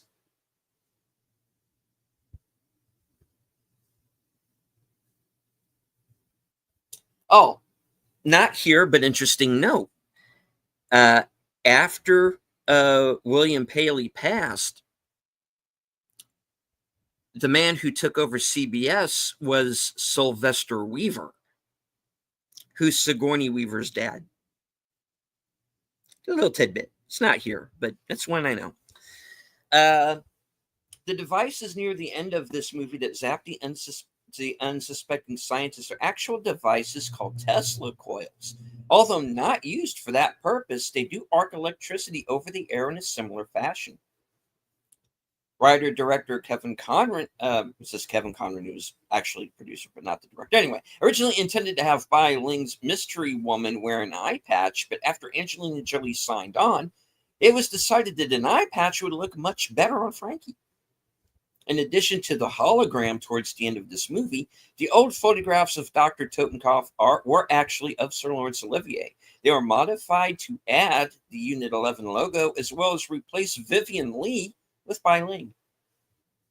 After the image of Dr. Totenkopf is deactivated, it is discovered that the real Totenkopf has been dead for quite some time.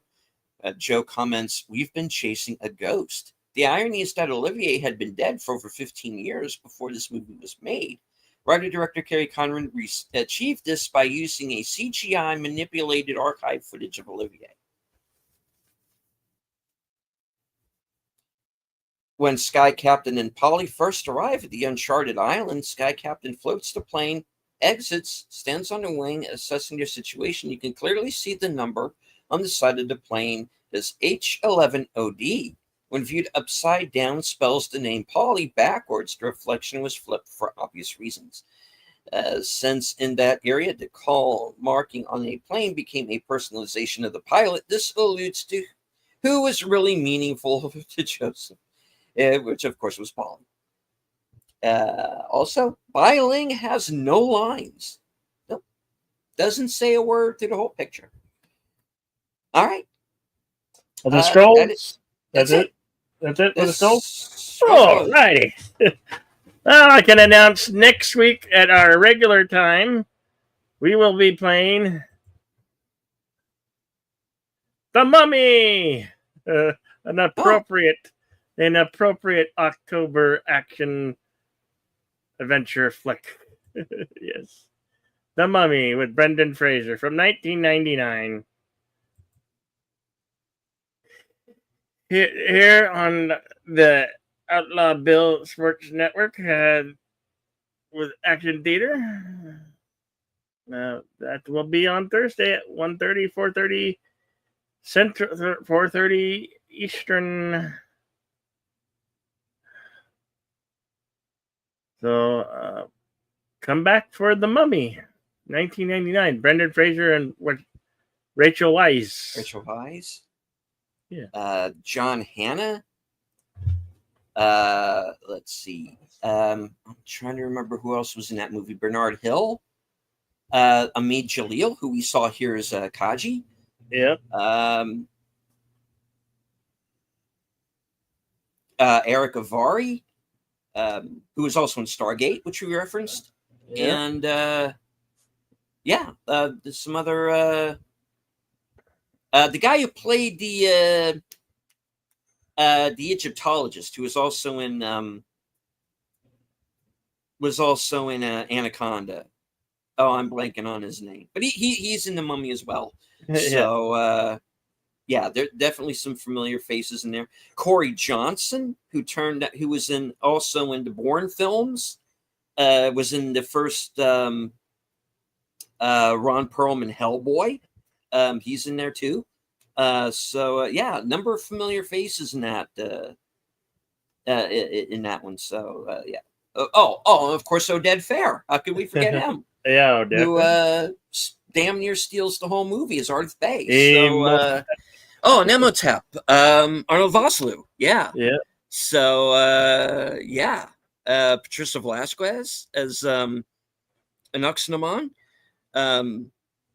The guy who played the Pharaoh at the beginning, he's been in a bunch of stuff too. So yeah, it's one of those movies that's everybody's somebody. So Yeah. looking forward. That's a fun one. So that's another big favorite of mine. If you like this one, you're going to like that one as well.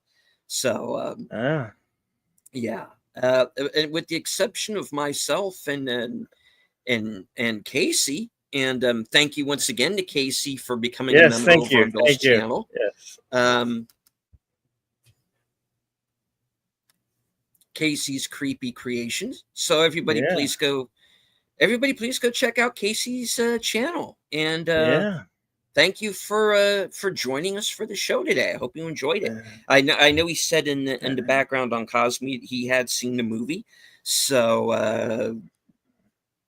it appeared to be pretty much just him and me. I saw this movie on the big screen, folks, and it was very underrated, and it really wasn't given. It really wasn't given the chance it deserved, and I'm a big favorite. I'm a big fan of this movie, and. I hope everybody else enjoyed it too. So I'm glad that we had a chance to bring this to you. I honestly wish we could have shown it to you live on camera. I'd like to do that a lot more, but unfortunately, guys, before anybody goes complaining in the comments, it's a YouTube thing. We want to all content creators want to show these films to you. That's the point. Yeah. But YouTube has. Yeah. This is one of the ones you can rent and watch here on YouTube. Yeah, you can find it on YouTube. Fandango at home, it's available. So sometimes you don't always have to rent them, but on YouTube, but they're there, and that's why. That's basically why another reason they won't allow us to show it, because they get the ad revenue and all that So anyway, it is the platform. Anyway, I want to thank each and every one of you for coming today, Lady Miss JPRPH1, Daniel Berry Sports Highlights, our friend. Big Al Presents. Go watch it. Carrie, is it Carrie tonight? Yeah, Carrie tonight.